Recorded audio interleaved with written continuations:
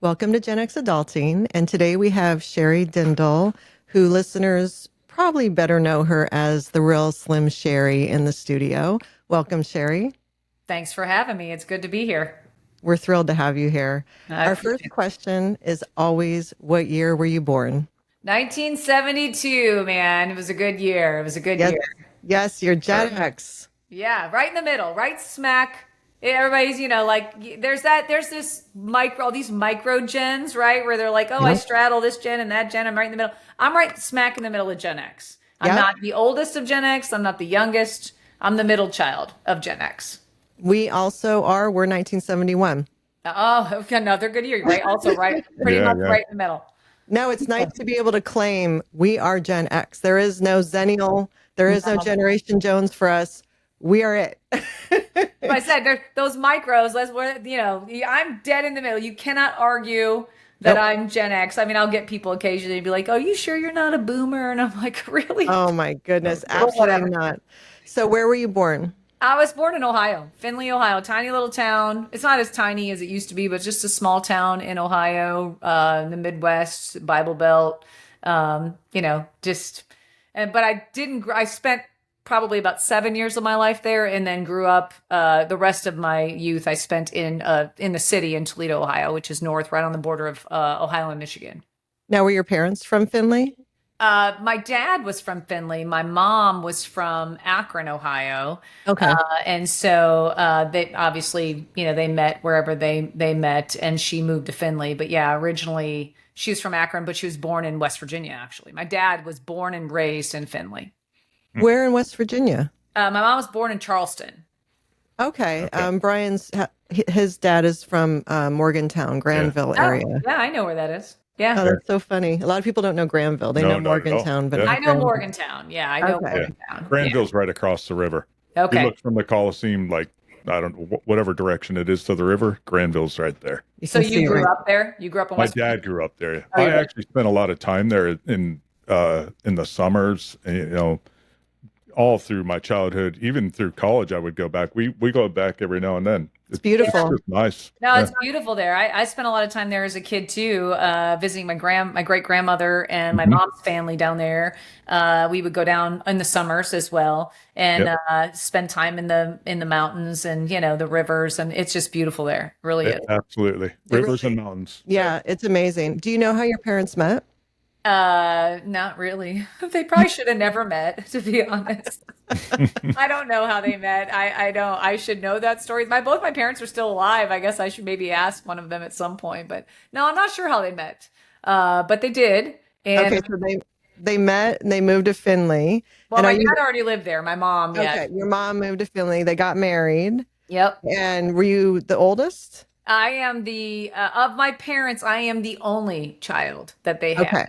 I have an older half brother from my mother. My mother was married, had a husband before she met my father. So my oldest half brother, and then my dad, after my parents got divorced, he got remarried, and I have a younger half brother. But I'm the only child, but technically the middle child.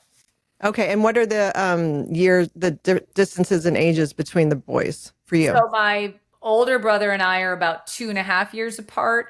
My younger brother and I, there's 13 years between us. Okay. So when your parents got married, you and your older brother were pretty close in age. Did you guys jive at first? Oh yeah, we were really close. We had a pretty crazy childhood, I guess you would say. So we were pretty close. We relied on each other. How long were your parents married?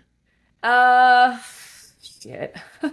I don't know. I was 7 or so when they got divorced, close to 8. So they were married maybe 9 or 10 years, I guess, in total, counting, my mom being pregnant with me. And then I think they had been together not maybe a year before she got pregnant. So, yeah.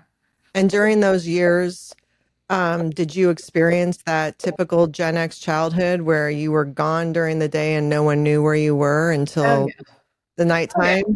I think that that's like a standard. You can't be Gen X if you didn't. I mean, I can't say you can't be, but most Gen Xers, yeah. We were feral. We ran around. Nobody, I mean, my mom locked us out of the house. Like we were kicked out. Get out.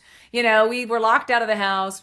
I can remember very, very young, the house we lived in when I was around 4 or 5 years old, my brother and I being blocks away on our bikes at that age, I don't know why, but I have this memory. I don't have a lot of memories from my childhood. They're kind of sporadic and crazy because I had a chaotic childhood. But I can remember my brother and I going to this woman that lived a couple streets away, had a candy store in the front of her house. And we were like in her house buying candy. And looking back, I'm like, this is like some old Mother Hubbard shit. Yes. Or like the woman who, like Hansel and Gretel, that lady. Like she could have cooked us or some shit, like we did not belong in her house buying candy. Is all I'm saying. But we played on the railroad tracks and, we played in the creeks and we did all the crazy wild shit, drank from the hose. That was my upbringing very much. And were you with neighborhood kids or was it mainly just you? Okay. So it's like a group of you. Yeah. There was a group that I think most of the kids at that age were all being locked out of the house. I think maybe it was like a standard in the neighborhood of like lock your kids out and we all ran together. Yeah. Or we would go from house to house, we would go from place to place. We had a couple friends who their moms didn't lock them out. You were allowed. I remember one friend they had like looking back, I mean, I didn't know at the time, it's probably like what do they call them? A casita where you have like a mother-in-law suite that's like a separate house out back. They had like a separate house, and we would go out there and play. And that's where we hung out. We would hang out there. Nobody ever checked on us. I mean, we wanted to eat. If we scrounged up some quarters out of the couch, we'd go down to the Lawsons and buy some candy or some shit, or maybe a Slurpee. But yeah, we were wild and feral. Yeah, I think that's definitely one of the shared experiences most of us Gen Xers have. And it always shocks me, even though I hear it repeatedly, it still shocks me every time because you think about all the things that could have happened to all of us. And as parents, we know now. And I sometimes, I don't know if you remember that Tom and Jerry cartoon where they're watching the baby and no matter what happens to the baby's always okay. And they're killing themselves trying to save the baby, but the baby's fine. Sometimes I think, we were just floating through and somehow okay with all these things that could have happened to us. I think as adults now we look back and go, I think a lot of us overcompensated as parents of like, I will never, I'm never going to let my kid do that. Right. Cause we did really crazy, wild things that they don't even know that we did. Like I still haven't admitted some things to my parents. So I think there's a little bit of that of like we were determined to make sure our kids didn't have that type of a childhood. But then as adults, we also kind of come to this realization of like, how could somebody let us just be free and feral and wild like that? This is why we had kids on the side of milk cartons. This is why, we had so many missing kids. And I think that, in hindsight, we like I said, as adults can look back and go, that won't be my kid's experience. And now there's a lot more stranger danger. We had a little bit of that. Yeah, a little bit. Our parents would tell you don't talk to strangers, take candy from strangers, right? And stay away from white panel vans. Those are like the standards. But yeah, like it was like, you told me not to take candy from strangers, but you didn't tell me I couldn't go in some lady's house and give her money for candy. Like she could have been a predator looking back and nobody knew. They didn't even know we were in the house because nobody knew where we were. They didn't, as long as you were home. And looking back, that's so crazy to think like we would leave the house early in the morning and then you wouldn't come home till the streetlights came on. And I think about those parents who had kids go missing and think, well, your kid just didn't come home when the streetlights came on. And at what point do you go like they're missing? I think about that process of like, did you wait until the next day they didn't come home to figure out they were missing? Because we were gone for hours already, literally hours gone. It's not like now where like if a child goes missing, you typically know where they are within some shorter window of time, but this is probably why most of those kids on the milk carton were never found. Yeah, I agree. I mean, we've had some listeners comment that their parents would look for them after a couple of days because their parents assumed that they were spending the night at a friend's and they were, but what about, you do wonder when the kids who went missing, was it a couple days before or a day before That's those what I mean. parents? I've always kind of Yeah. wondered, like, at what point did you go, they're not coming back. At what point Yeah. did that happen? And it definitely made me as a parent much more, I'm very protective of my children. And Yep. I have three kids. And so I think about my first one, who's my oldest. He'll be 36 this year. So I think of my oldest, and how I raised him. He had a little bit of that feral, because it was still the 90s, so it was a little bit different. But people, it's funny to me how people are like, oh, but the world is so much more dangerous now. I'm like, but is it? Is it really that much more dangerous, or is it just that we're more aware of Yeah. the danger because you have this kind of 24/7 media in your face, news channels and social, and everything is like an instantaneous headline. We didn't have that. You either caught the shit on the 6 o'clock news or you read the newspaper if you were lucky, and everything else was kind of word of mouth. And so you look back at the 80s, especially specifically the 80s and early 90s, crime rates were at their highest.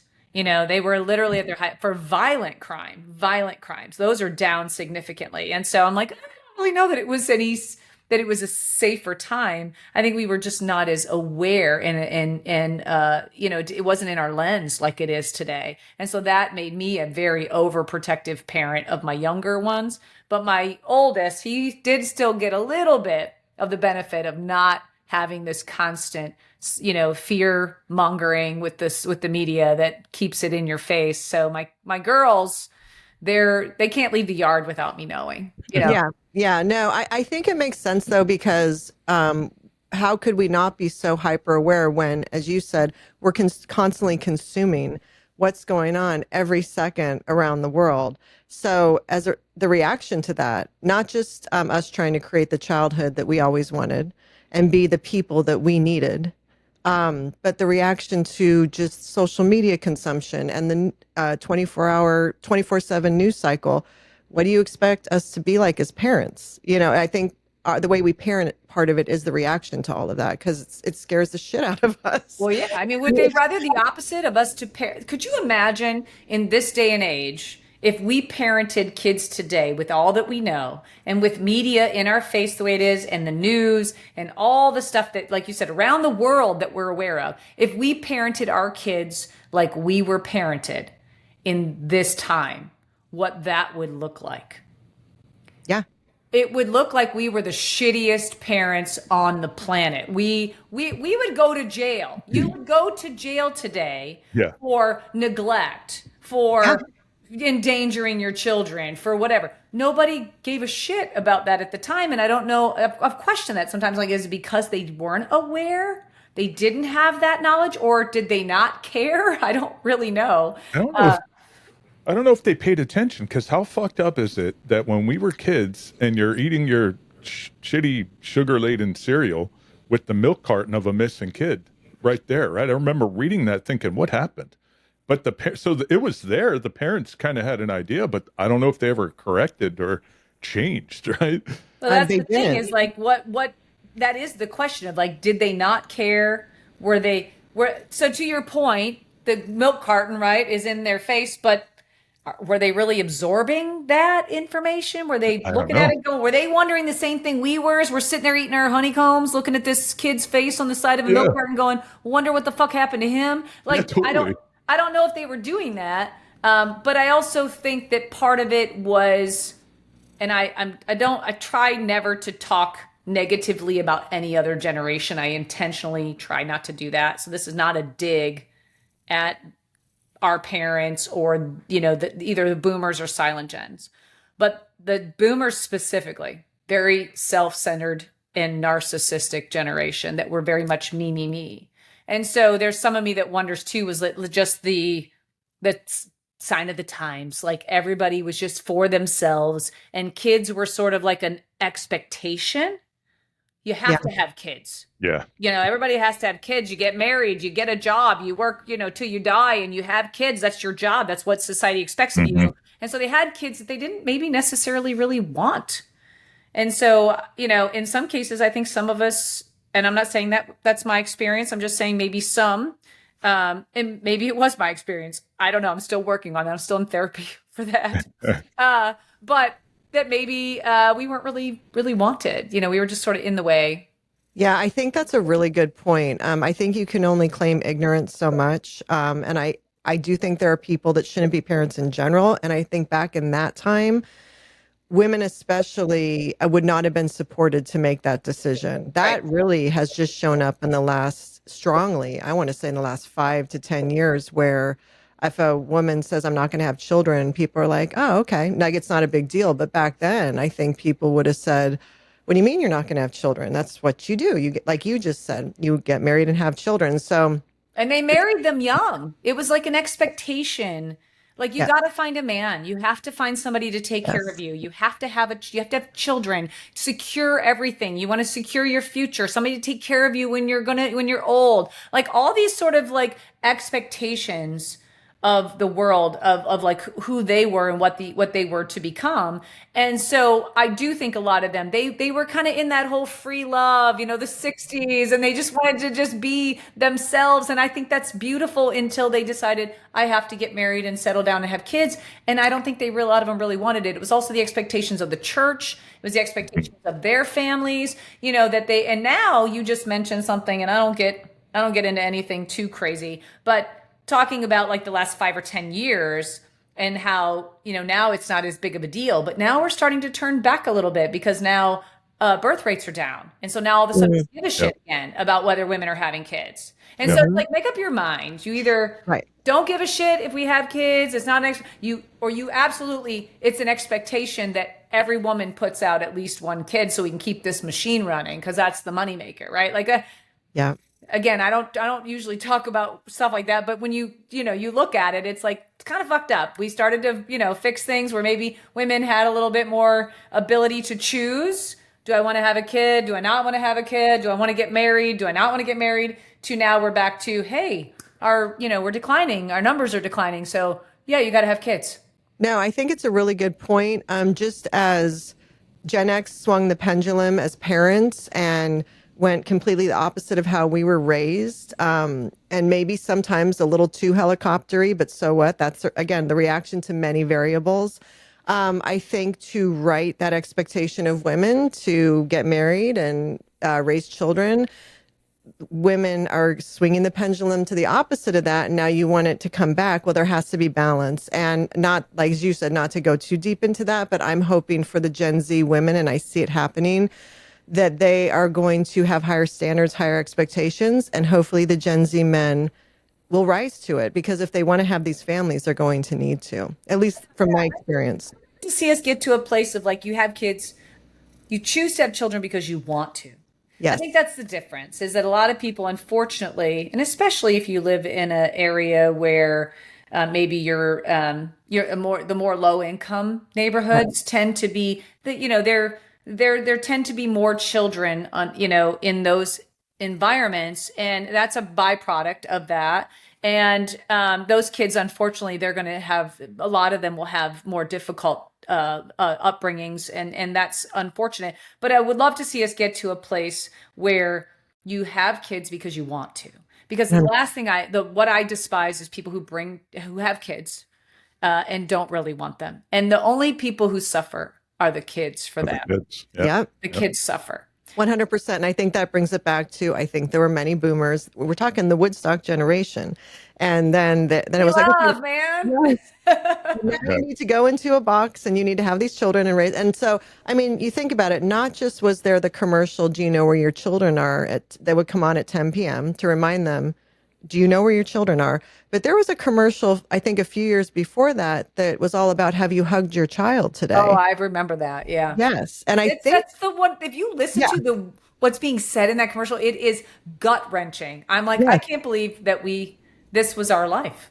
But this is what they were putting out. And I think that was to counter abuse more than just, well, yeah, we would view it as, oh, we need to remember, because of course we don't abuse our children. Maybe we need to remember to give them a little extra love, maybe for their self-esteem, their confidence, whatever they need.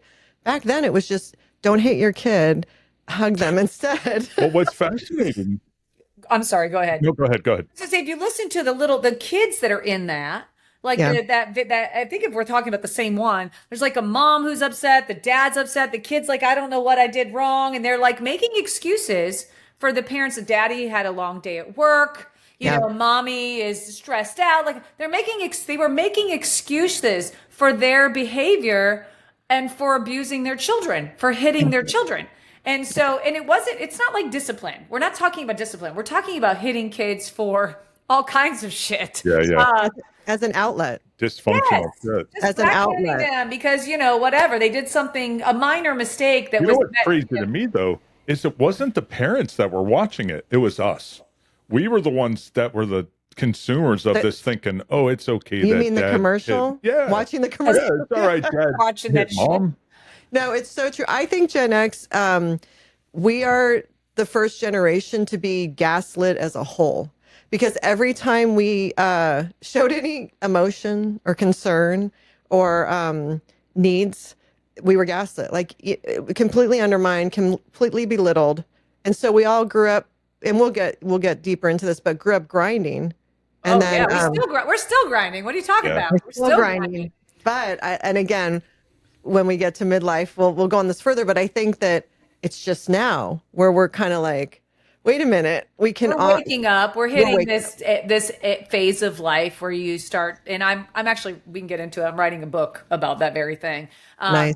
But it's, when you talk about the gaslighting, we're still gaslighting ourselves. We gaslight ourselves. We were taught that. And a byproduct of that was apathy. And we became a very apathetic generation, a generation that kind of took on the mantra of we don't care, you can't hurt us, we don't give a fuck about anything. That's a facade, that's a mask. But we learned to wear that very, very young.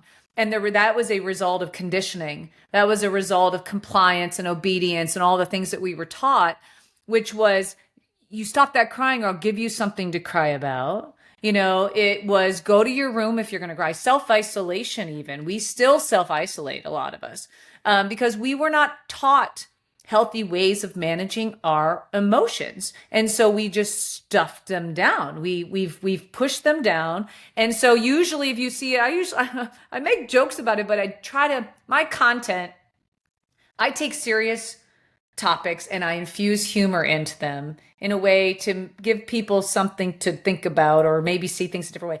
But I've talked about, how our generation, the whole self-isolation, the shoving our emotions down, masking, that if you see a Gen Xer getting upset about something, get the fuck out of the way. Because we were not, and I don't say this as like a joke. It's like pretty serious that we were not taught healthy ways of coping with big emotions because we weren't allowed to have big emotions. Big emotions would get met with discipline, or that wasn't even discipline. It was just punishment.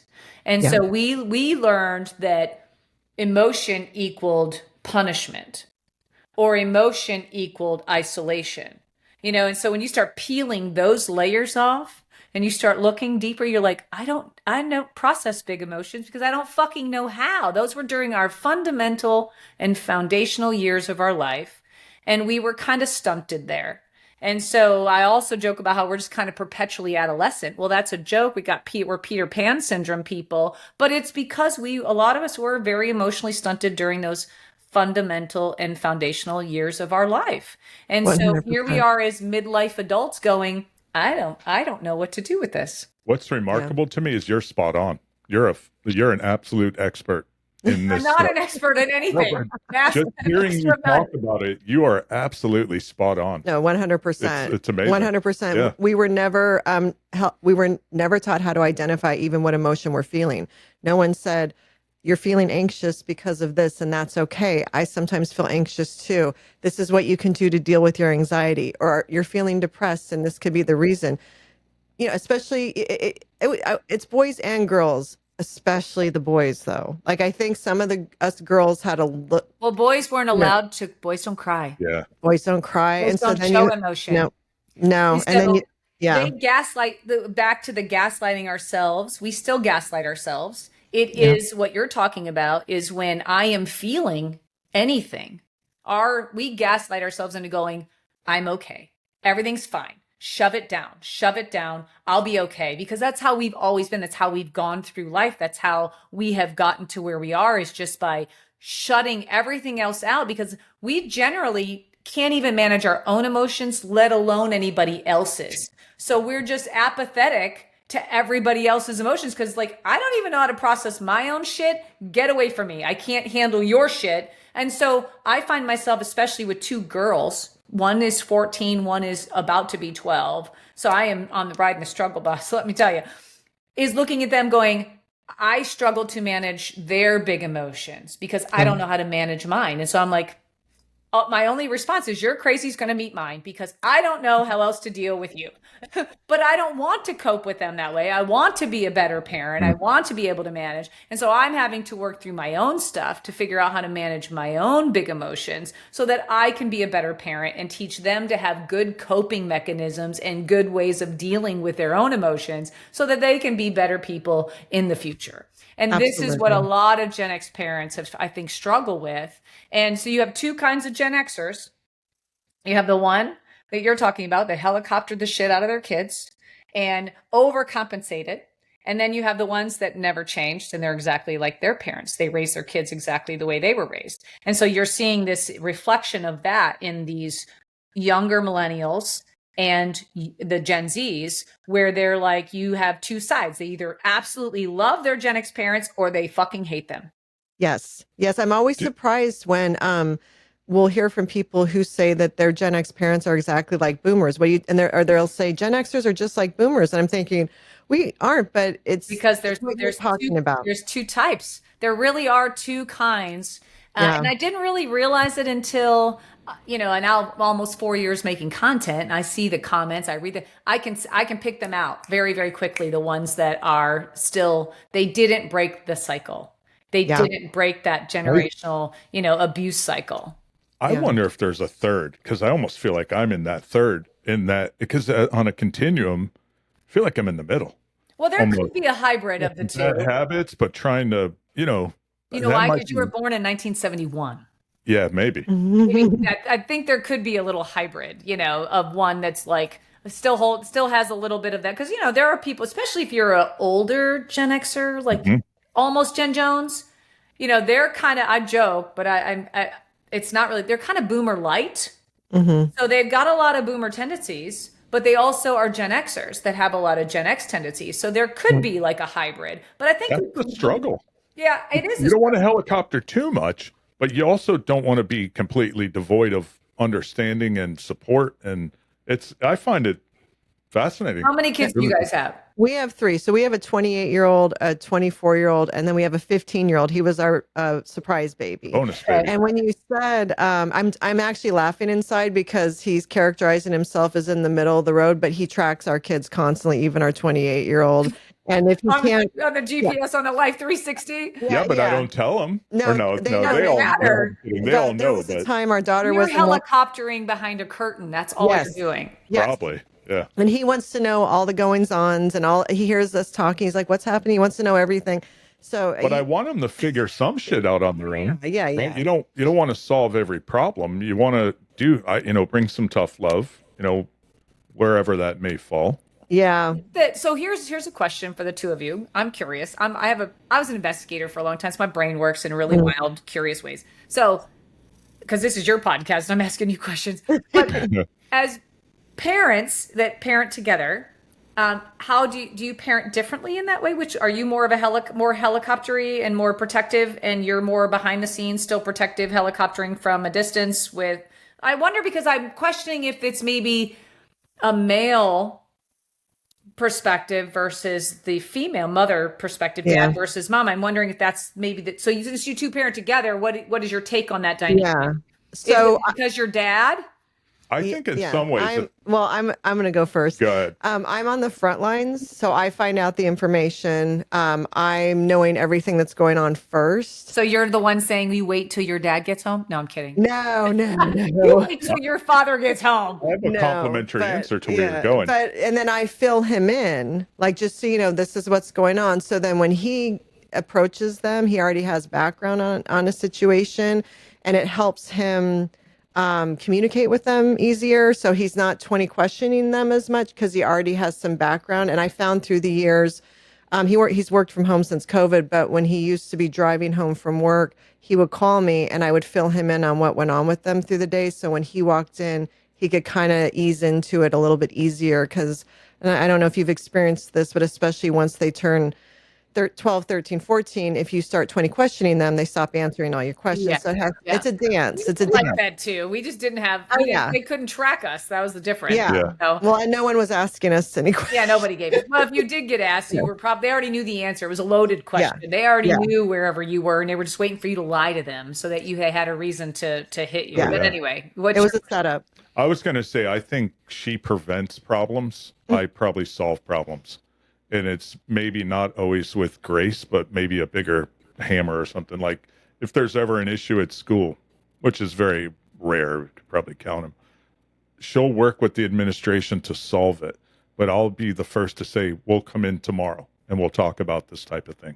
So I don't know if that makes sense to you or not, but you Yeah. certainly prevent. And I'm like, fuck it. Let's see where this goes. So then when it goes sideways, Then he's the heavy. Yeah, then if I'm I probably need the the that's what I was heavy. wondering if, because I think about like the dynamic of dad versus mom, I was Yeah, like, yeah. are you feeling maybe more like a hybrid because you're the dad and dads are supposed to show up a certain way. They're supposed to present a certain way to the family dynamic, to their children, especially being that we're Gen Xers because we were That makes sense. taught this dynamic of like the dad versus the mom, and dad was the heavy. Dad was usually, although my mom would beat the shit out of you with a belt and a heartbeat, but dad was usually the one you feared the most. And also dad was the one that, we often were, that was, my mom would threaten. I mean, I think a lot of us were threatened with the dad, right? Like you wait till your, I joked around about that. You wait till your father get home. I thought that was just me. Apparently that is a standard across Gen Yeah. X that Yeah. mothers use. But Yeah. this was an interesting dynamic as I'm like, do you Yeah. see yourself that way because of the way we No, were? I think the difference might be I'm okay if they get hurt and if they're crying, because I look at it as a longer journey that this is part of growing up. It's part, and the world sucks. The world's full of assholes. The world's tough. You need to be able to deal with it, right? And Yeah. so, whereas she's the mom primary caretaker, I don't think she likes to see them hurt. I'm not saying no I mom like to wants see to them see hurt, their but it's like they're going to grow from it. And it is, it's the only way I could frame it, I No, guess. I mean, he says that, but his first answer is always if someone hurts them, fuck them. And like, and he's angry immediately. So I That's think part of the solution, though. Yeah. I think you're spot on in him as a Gen X dad trying to still hold on to some of that traditional male role, that vibe. Oh, yeah. But also be progressive enough where his children will talk to him and he's there That's for what I'm them. wondering if that's maybe where that feeling Yeah. of being a little bit of that a hybrid, if you will, of like new age dad versus old school dad. Yeah. And you fall somewhere in the middle, carrying on a little bit of the tradition that you grew up with, but Yeah. breaking a lot of that the For curses sure. that we were plagued with, right? Yeah. Breaking the cycle. So when your parents were married, was there a lot of, you said your mom would hit you guys with the belt? Was there a lot of physical abuse? My dad was an alcoholic. So yeah, there was Okay. a lot of not just abuse to us, but just domestic violence in the house in general. And if my dad, I can recall my dad backhanding, my brother across the room and bloodying his nose and stuff like. So I did live in sort of this chaotic, hyper. Hypervigilance is like that's my calling card. Like I just, always reading the room. I think that's another thing with Gen X is that, we're always reading the room. We learned at a very, very young age, a lot of us, not all, I'm not in any way implying that all of Gen X was abused or that all of them were hit. Cause I get told that was not my experience. That's great. I'm happy that was not your experience, but for a lot of us, it was. And so for a lot of us, we learned really, really young to read the room, micro expressions, body language, behavior, anticipating and trying to correct ourselves. I mean, I remember already, I didn't need to be punished because I was learning to punish myself at the age of 4. I'd stand myself in the corner. And so thinking about that of like us at a very young age, already learning hypervigilance and like how to read micro expressions and how to read body language and all that in an attempt to sort of predict and then avoid, right? That's Yeah. avoidance. And so, yeah, for me, that was a pretty standard in my house from my earliest memories. My earliest memories are probably around the age of 3. So were your coping mechanisms mainly to either be gone and out of the house or just in your room and away from Yeah. everything to be hiding Quiet. and and your nervous system fight or flight? Oh yeah. You're in constant fight or flight. Oh yeah. Yeah. That definitely, I've just recently started working. I moved my mom here a year ago from New Mexico, and we hadn't really been around each other in 30 years. And that's been an interesting experience, just getting to know each other again. And it brought up a lot of things in me physically that I couldn't explain. And it's fight or flight. And fawn, yeah, all of them. And so it was surprising to me. I thought I had done a lot of work and that I was much further along. And then my mother shows up in my life and I'm just, triggered like all over the place. And I'm like, what the fuck is this? So I started EMDR therapy, and it's actually helping me tremendously to sort of work through some of that. Because I don't think traditional talk therapy. I've always been not. I don't have a problem with therapy for anybody else, but I always had a barrier to it.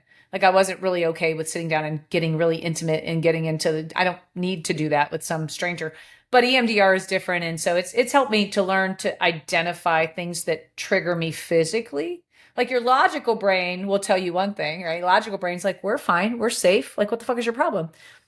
But the other part of your brain, because the body keeps the score, is sending you the wrong signals. Because Yeah. at a very young age, we were wired essentially. And think about how that fundamental foundational years where the hardwiring takes place and is wired for that.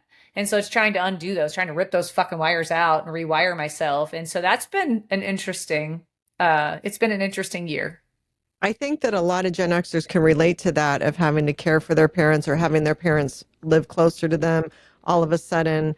And it triggers traumas they thought that they had resolved or that they buried and never dealt with and are now having, because you almost become that child again. As you said, your body does at least. Yeah. And I think it can be very shocking, especially if you've buried everything and never dealt with any of your emotions, as a lot of Gen Xers have. And then you're in midlife and now you're having to care for someone that was the cause of a lot of your trauma. And it's almost like being re-traumatized. It is. Well, the body doesn't see it. The body, I had to learn this. The body doesn't perceive it any differently. The body still perceives it as a threat. Yeah. And so, if you don't fix that part, like I said, your logical brain could be telling you one thing, but the body is doing something totally different. So it shows up in a lot of ways, shows up in anxiety and stress and heavy breathing and heart palpitations and tension and just shortness of like just being short with people. It shows up in so many ways, that I never I always knew I was wound tight. I would warn people I'm wound pretty tight. But I'm learning that was showing up, that wound up tight part of me was showing up under moments of stress and anxiety, as that was a trauma response that I didn't recognize. I didn't know because I was the person that tried to bury the shit as deep as I possibly could under concrete. And unfortunately, it doesn't matter. The truth is, for all the listeners, it doesn't matter how deep you bury it, it can resurface someday. And for me, I didn't expect it to show up in the ways that it did with my mom.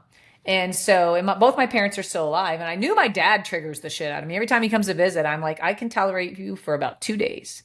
And then I'm going to probably start coming off the rails because he just triggers me all over the place. But I'm aware of that. My mom, I hadn't really been around in 30 years. And so it was surprising to me to discover that I felt this, like I was having these physical responses. And so I decided to go and start therapy. A friend recommended EMDR because I just was like, I didn't move her here to make her life miserable. And I realized that I was, because she would say things like, my reaction to her made her say things like, I'm just a burden, I'm just a problem for you. And I was like, but you're not. But I realized that my reaction to her, and very short, treating it almost like this is a task I have to get done. I have to do this, this, and this. And then I'm going to go back to my life. And it was very transactional. And I was like, that's not fair to her. I don't want her, I don't want that to be her experience, for whatever days she has left on this earth. And so I decided to do the work. And so I recommend it highly to people to do What the is it? work. Yeah, What can you is the EMDR? explain? EMDR, I don't know what the EMDR specifically stands for. It's like bilateral. So you sit, for me, I do it through a computer, but you can go into an office and do it. And it's either through tapping or bilateral stimulation through the eyes. So you kind of follow these dots. So you work on core, like certain memories, things that you maybe trauma or whatever, and you don't really have to talk through anything. You just watch these dots, and whatever happens. And then my therapist will say, what are you feeling? Because you're looking for the response in the body, like where do you feel that in the body? And essentially what is happening is our brains they're basically a computer. So when you think about your hard drive and all these files and shit that are on it and the way that it's wired, you're basically reprogramming your brain. You're working through memories and allowing it to basically, it's always been sort of wherever it is. For me, it was like in this nice little tight little chest that I had locked up, shoved behind another safe door, like I know we're not going to touch it. It's dragging those out and figuring out like, okay, where do those belong? How can I process through that feeling? And so, the trigger or the trauma response and put it where it belongs, where the memories, like you're not erasing memories, but they do. What I have noticed is that over time, they have faded a little bit.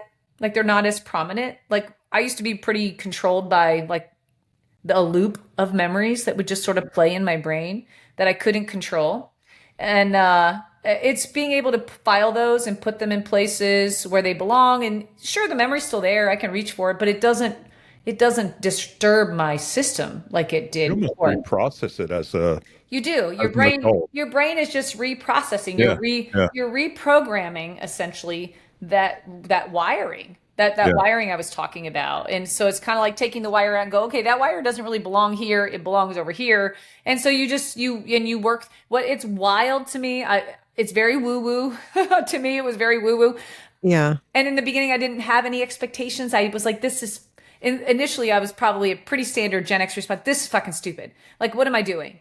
But over time, it has really allowed me to just show up in ways that I haven't before. And it has allowed me to like reach for memories and not feel that overwhelming response. Like I can now step in my mother's house and not feel this instant heaviness that I had felt before. I was just about to ask you that. So if you go into an encounter with your mom, you can deal with it now. Yeah, I'm You've still got working. some tool. There's still little things we're working Oh, I'm on. sure. Yeah, yeah. But yes, it has gotten better.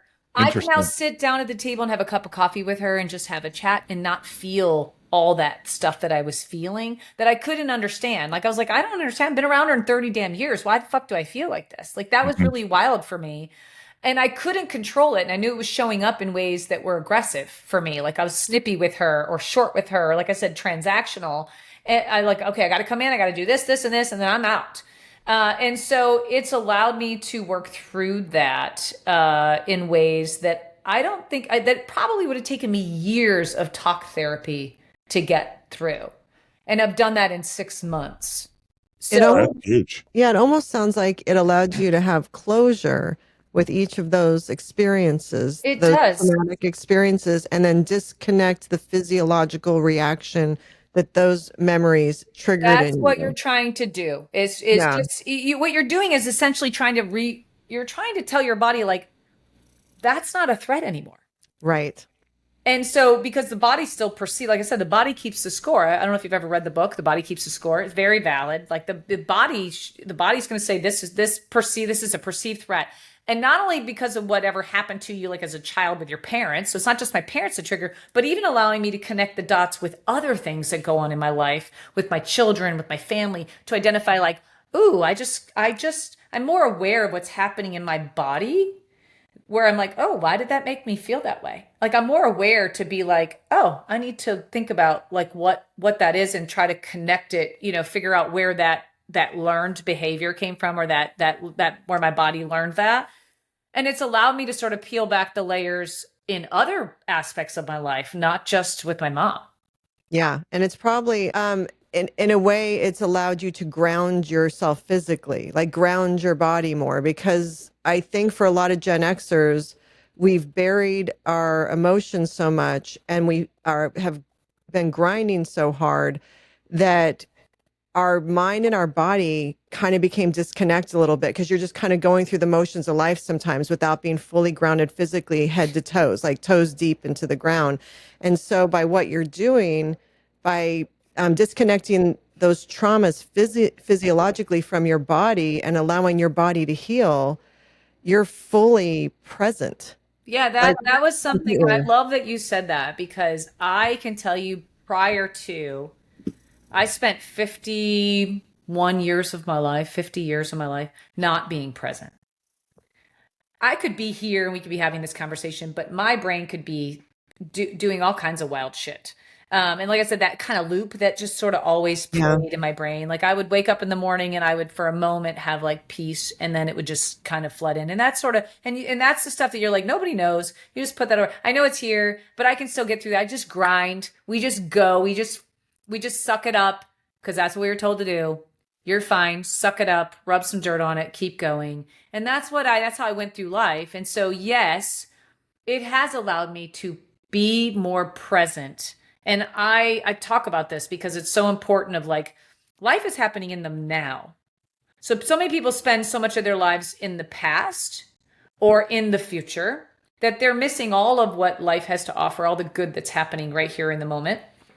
And I had never really truly been living until I figured out how to be present. And I was working on mindset and working on being present before EMDR. Like 50 was a big like year for me, where I was like, I gotta shed this baggage. This shit is heavy. And so I was already working on sort of trying to learn to ground myself and be present so I could control my thoughts. But this EMDR process has made, I don't even have to work as hard at it. It has allowed me to be more in the moment and more aware. Like I said, more in tune with my own body and how how my body's showing up, even when my brain is showing up in a different way. And so that has been just amazing for the first time in my life, to be like, oh, my brain and my body are in sync. Yeah. Wow. That's wild.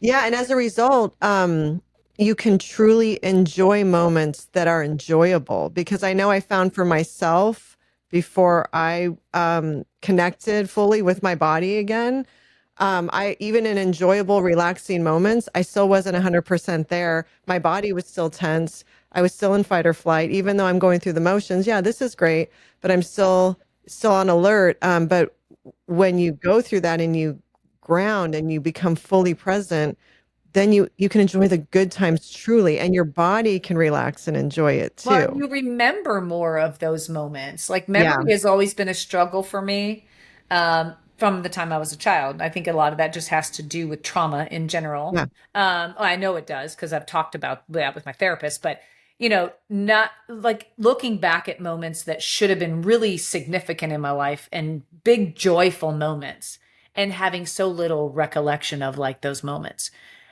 That's sad for me. And so now it's like, oh, I can fully embrace and enjoy these moments in the present. And my memory is it's a much broader memory now. I'm able to be like, oh, there's more detail to it. There's more to the memory than what I had before, rather than just these little snippets, almost like a little movie trailer. Now I'm able to really take in more of what is happening in the moment. And I look back and I'm like, that's sad that the first 50 years of my life, I didn't really have that. I didn't really experience life in that way.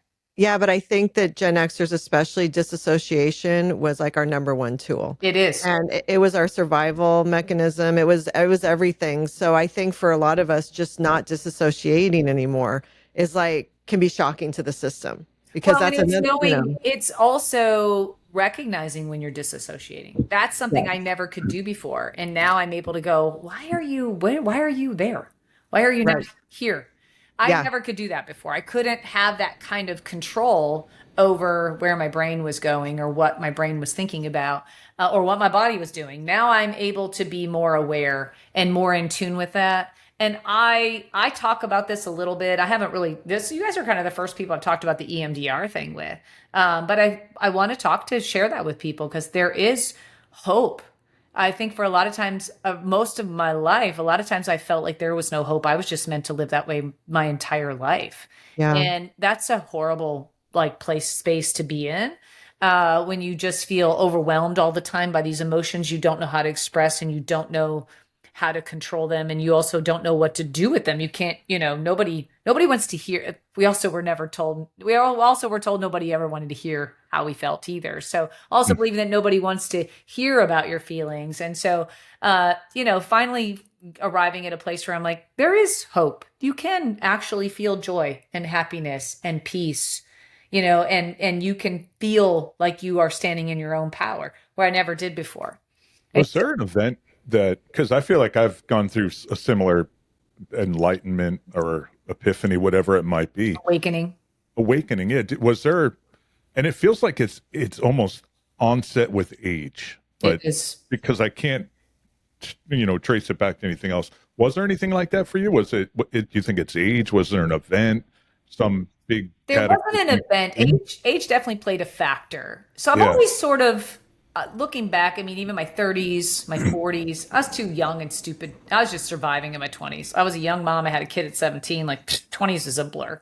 But in my 30s and 40s, I always wanted, like I had this hope and wish for wanting to feel the way I feel now, but never knowing how to do it. Like it just felt like an impossible thing. You'd hear people talk about it, but it just sounded like that, like some, fantasy, some myth, like that's not real. And so turning 50 for me, I think was the big moment. I really struggled with the idea of turning 50. Like it was this looming huge number that I was like, I can't believe I'm turning 50. Partly because I think a lot of Gen Xers like myself didn't think I'd live that long. I didn't think we planned for that. We lived hard, ran hard, the whole work hard, play hard mentality. And we just were like, only the good die young. That's what we were told. And so it was like, I didn't really plan to get there. So when 50 was coming, I was like, holy shit, I'm turning 50. I think I did for me, became suddenly very aware of my mortality, which I don't know why. That 50 number made me very aware of my mortality. And this idea of like time was running out, and I think for me specifically, I can't speak for others, but for me personally, for living 50 years and never really feeling like I had ever really lived, that was scary of like, fuck, time is running out and I haven't even lived, so that was a big number and a big moment for me. And something happened when I turned 50 that just was like, it was like an awakening. Yeah. It was like this unraveling of like, it was almost like there had been these little frayed threads for a long time that I was always afraid to pull at for fear that I would just fall apart. And then one day I just started picking away at them. And I realized that as I pulled them out, that I wasn't falling apart. I was actually falling into place. And so I just started letting that shit unravel and wanting to be like, for me, it was like, look, I plan to live to be like over 100. Okay. I've been planning that for a long fucking time. Even though I didn't plan to live this long, in my brain, I was always like, I'm going to live to be, my great grandmother lived to be 104. And so I was always like, I'm going to live as long as she did. And so in my mind, after I accepted like, okay, you're 50, that's a big number. Time is running out. Yeah. Okay. In my brain, I'm convinced I'm going to live another 50 years plus, but this first 50 years went by so fast. Yeah. That I'm like, time is running out. And if that first 50 years went by as fast as it did, this next 50 is going to be like this because time just speeds up as we get older. And so I just wanted so badly to just truly know what it felt like to really live and feel what happiness felt like and joy. Not happiness like where your babies are born and you're like, oh my God, I'm so happy. I love you. That's like not that kind of happiness, but like genuinely true everyday peace and happiness and joy and just finding good in my days, not always looking into the dark, which is where I spent most of my life, was sort of in that in the past. You were unpacking your trauma and you were honoring yourself you were honoring that little girl and that teenager and that young woman that never was given that her moment, her time, and you finally created space to honor yourself. And you looked at the next half of your life and said, it's her time now, Yeah. and made a decision to live an authentic life for you. But in order to do that, you have to unravel, you have to unpack, so that that healthy version of yourself, the version you were supposed to be and would have been if you hadn't grown up in trauma, can now exist. Well, But you had to yeah, I create talk about that too. Like, who would you be if you could be whoever you were meant to be before the world got its hands on you? And yes. that's the version of me that I am today. Is like, or I'm still working on that version of me, like who I'm supposed to be before the world got its hands on me. And so I try to share that with others because I want that so badly for other people. I know what it's like to live in that darkness for so long that I'm like, that's what really got me making videos to begin with, was wanting to just somehow either inspire somebody or share some nugget that I had learned. I don't even call it wisdom. It's just like, this is what I don't, it worked for me. I don't know if it's going to work for you, but I'm willing to share it because you know what? Wisdom serves nobody but yourself unless you share it with other people. Yeah. So I was like, I never had anybody sharing any kind of insight like that with me. I wish that I had had that, but you know, for me, I'm like, I love being able to connect and touch people in my age demographic, but I really want to touch the young people. Like I want to give them those nuggets to be like, listen, figure this shit out sooner. Because if I could just get back 10 years, Yes. that, you know, time that I wasted in that dark place, in that miserable place, in that depressed place, in that place that was constantly showing up because of my trauma, like that person, that version of me, if I could give that to somebody else and they could get back some of that time, like that's why I do it. You know, Yeah. even if it's just one person, you know, to just have them, you know, and maybe I never know. I'm like, you know, that old saying, what is it? The student appears when the lesson is needed or something like that. I don't know what the teacher Yeah. whatever the fucking saying is.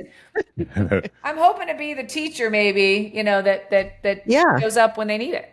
Well, and I think also a lot of Gen Xers have worked hard to try to break the cycle as parents. And so hopefully, just by being different parents to our children, we're giving them that too. We're giving them their own voice. We're giving them space to express themselves, anything, even if it's the smallest thing, we're honoring whatever it is. You know, even if it's a Tuesday and they feel like the world's falling apart, we know it's going to be fine tomorrow. They don't. We're stopping and we're saying, okay, let's talk about this, instead of being like, it's no big deal, go away. So I think by us doing that, we're already giving them so many of those tools. And then I think Gen Xers, and especially Gen X women, the more we talk about all this, if you combine the two, hopefully they're going to be 10 steps ahead of us by the time they hit 30s and 40s and not have to go through some of the suffering. I can tell you when they get to menopause, my kids are going to know because Oh, yes. you asked if there was a big moment. Yeah. Besides 50, yes. Yes. Menopause. That'll just listen. The shit starts falling off really fast when you hit menopause. You're just like, my give a damn meter is completely busted. Okay, and so that was part of it too. Is I think you just hit this phase of life and just suddenly things just hit different when you're in menopause. Yeah. Yeah. Oh, 100%. I know for myself, I was in perimenopause in my 40s and I had no idea. You know, nobody talked about it. No one talked Nobody was about it. talking about it. I didn't know either. I look back. I quit my corporate job when I was 40. It'll be 10 years this year. So I was 43. And I look back at that time and I had been a 26-year career investigator. I loved my job until I didn't.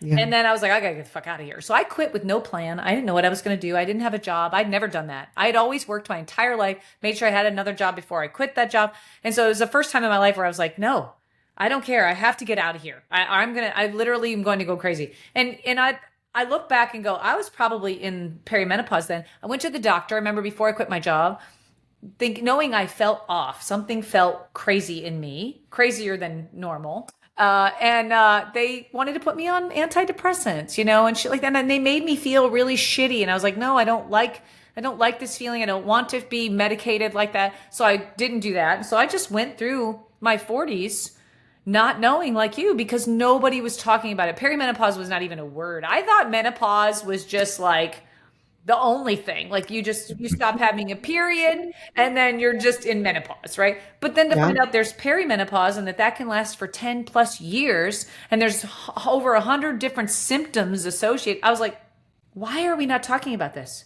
Why is nobody talking? So, and if people don't know, suicide rates are highest for women in our age demographic, and drug abuse and alcohol abuse. And divorce. You're in your 50s age bracket or starting in the 40s? 40s to 50s, yeah. That age range, highest suicide rates, highest divorce rates are high. Drug and alcohol abuse, because so many women are going through all these changes and not knowing what is going on. And some like me, I felt crazy. I absolutely felt insane. It's a silent thing. And it can hit as early as 35. That's why I tell Gen X women, talk about it. Because a lot of these millennial women could be going through these things at 35, 36. Starting to go through it. Yes. Some of them are. They're talking about it. There's a whole movement. I think it's hilarious, but I love it.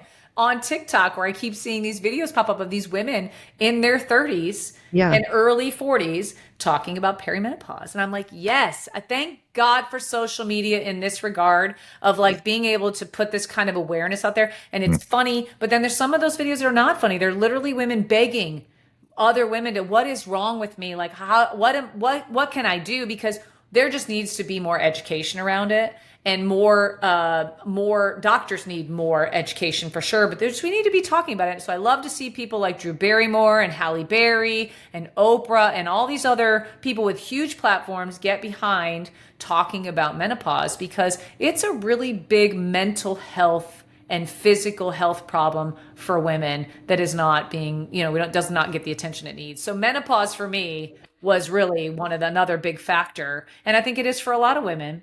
I think that it can be a positive thing in that it can give us that personal freedom to just go for things maybe before we wouldn't, but it gives us that I don't give a shit anymore. I'm doing what I want.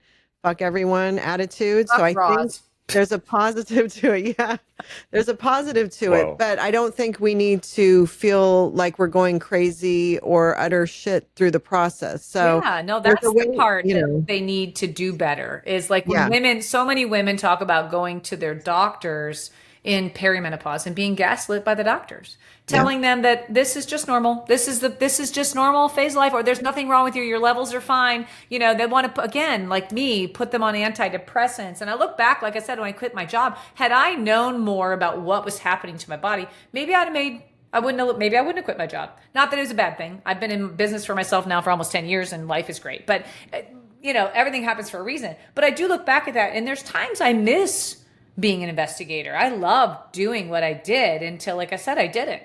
And so, my hope is for women, especially younger, that we'll get to where we have more doctors that are advocating for women, that are more educated, that are not gaslighting these women into believing that there's nothing wrong with them, that it's all in their heads. And that's a lot of doctors are telling women is it's just in your head. And they're band-aiding the symptoms. Antidepressants.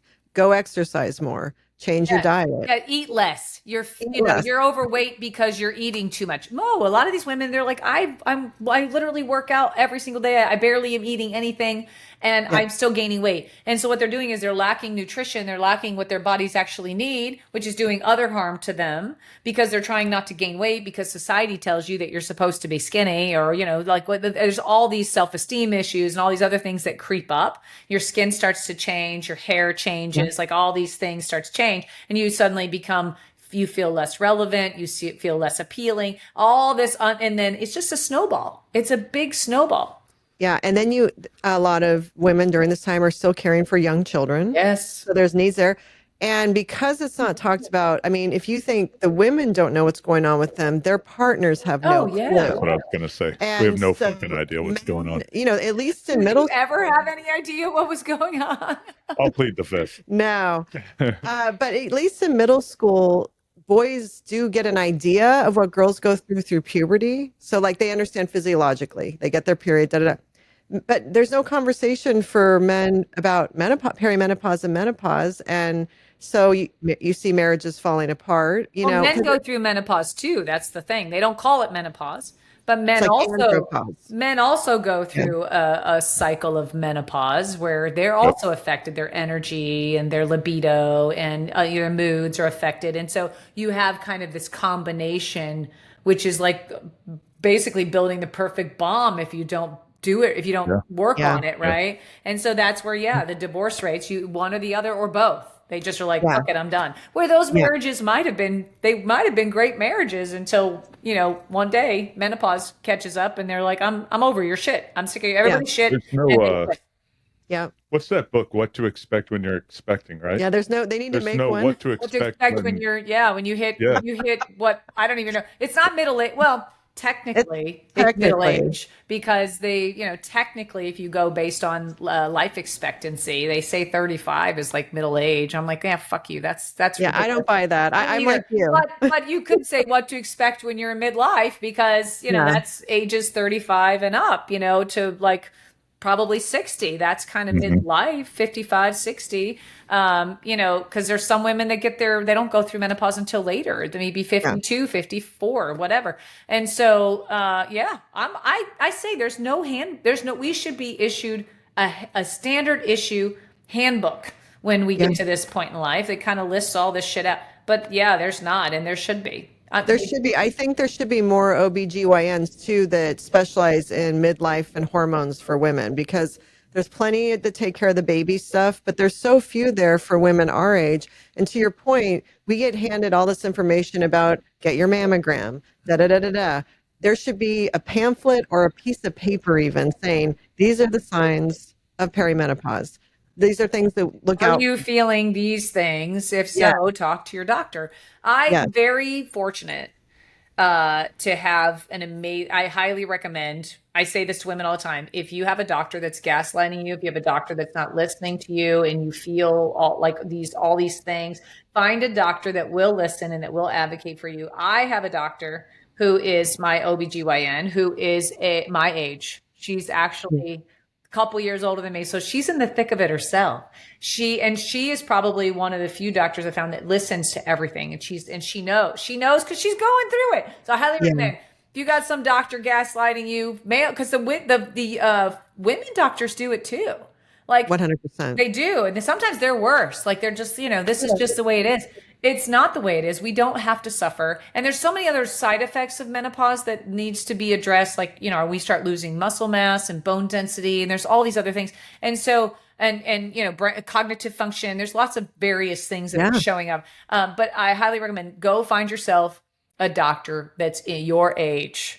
And I guarantee you they will see things differently. Not a male, no offense, no male doctor. You need a female doctor. I don't know how you could go to a male doctor for this. I agree with you. You have to go to someone your age or older who's been through Because it or she's is going in through it. Well, you got to be careful even with some of the older ones, because when I make menopause videos, because I joke around about it a lot, because all I can do is poke fun at it because it's so stupid. But I feel like the 60 and up, so the boomers, they're basically like, it just is what it is. They are still gaslighting us. Suck it up. It never gets any better. Just, get over it. They're sit in the sun and they're eat more still living things. that way. Yeah. They are. But I feel, especially with menopause, like they hardcore judge us. And once in a while, like in general, when people are projecting stuff, I'm like, that's not about me. That's about their own situation. But once in a while, I may comment back and say, what's different is Gen X women are talking about it, so the younger generations are educated and don't have to suffer. You guys suffered.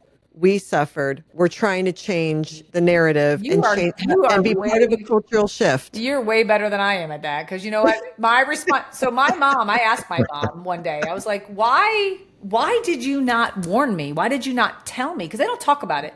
Her response was, "Well, nobody told me." This is how they see shit. Like, nobody told me. So basically you're like, fuck you. You're on your own. Figure it out.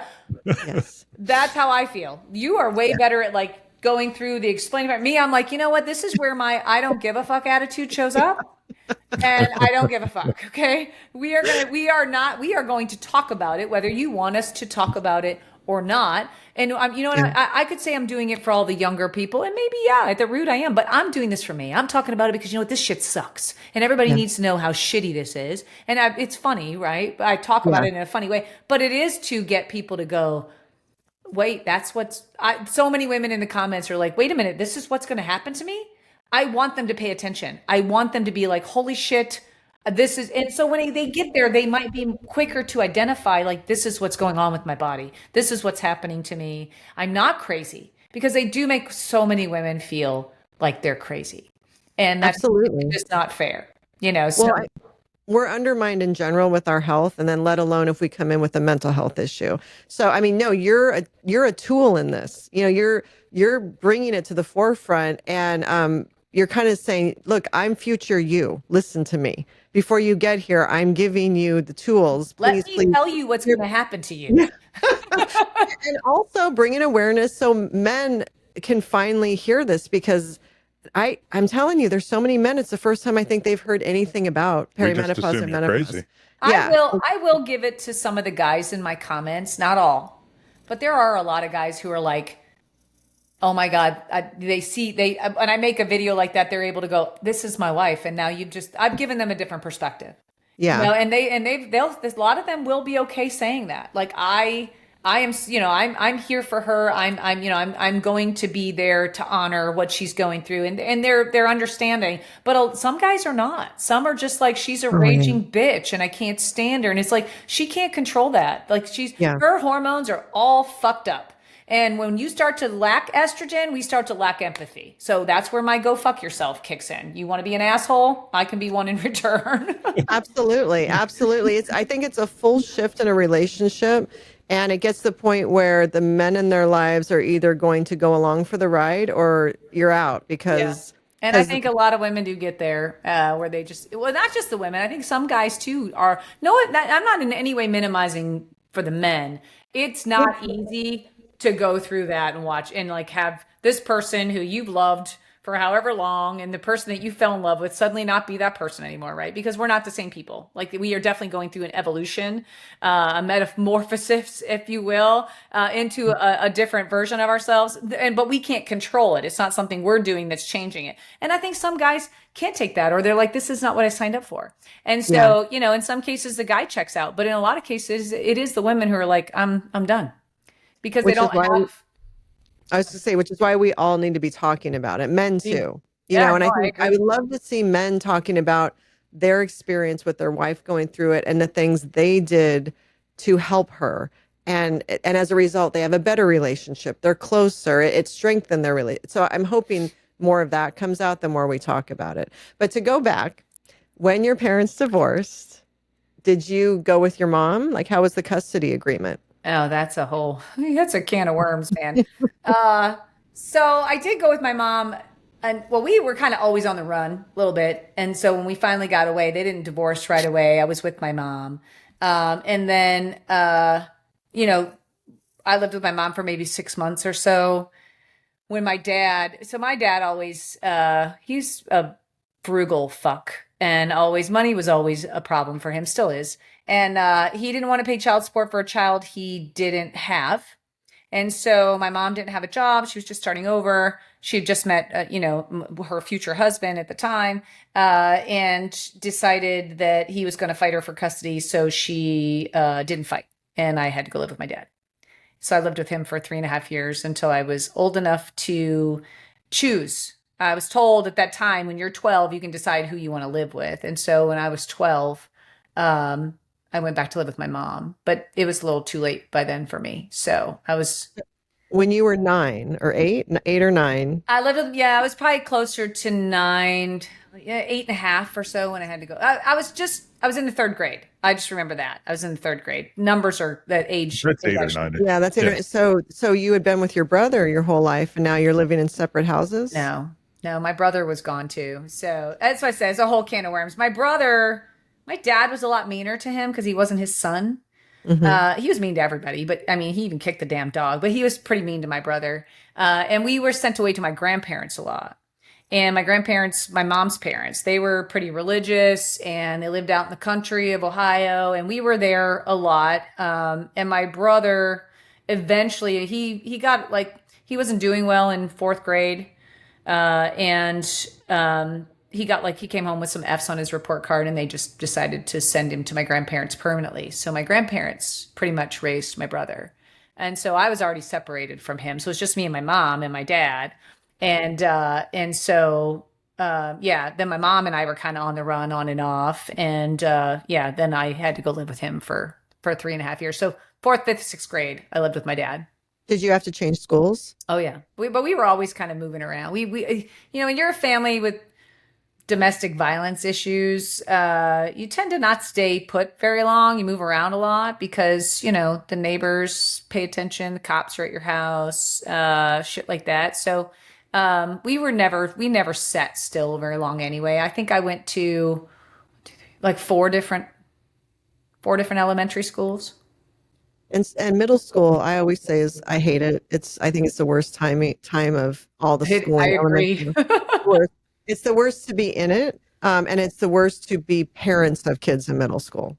I have two. I have one in middle school, one just finished middle school. It's the worst. I saw PTSD, especially girls. Oh, I saw PTSD from our daughter because there's mean girls, right? And they're mean to your girls. And so it's a whole And then you thing. want to be mean to them, Gen X. Oh, yeah. You're like, oh, we used to solve this kind of shit after school out in the park or behind the school. We threw hands, and if you talk shit, you got punched in the mouth. We don't do that anymore. No. I occasionally think we should go back to that. But anyway. Oh no, when there would be mean girls towards my daughter, like I did want to do that. I would go crazy, and my daughter I'd be so, I would have that Gen X react. I've told her, even if they're married and I see them in the grocery store when I'm 80, I'll still curse them as I walk by. I still want to punch them in the face. It's never over as far as I'm concerned. That's a funny sidebar because our daughter will give her shit for that. Our daughter's like, I'm good. I'm past that. She's like, I'm not. And I'm not good. We would go round and round pulling each other's hair if this was me back in middle school. Yes, absolutely. But so you went through all this, and then now you're in middle school. So that just added even more fun to middle school. Were there any reprieves for you? Did you play sports? Did you do art? Did you have clubs? Anything that gave you an outlet to give you a break? No. So I went to live with my mom 7th grade year. I went from living with my dad in this sort of middle class, white picket fence, although we didn't have that. We lived in an apartment, but little middle class white picket fence kind of suburb outside of the city, to then moving to the inner city with my mom. And so I went to, we called it junior high, but I went to junior high, 7th, 8th grade. No, I did not play sports. I was in the band because you had to be.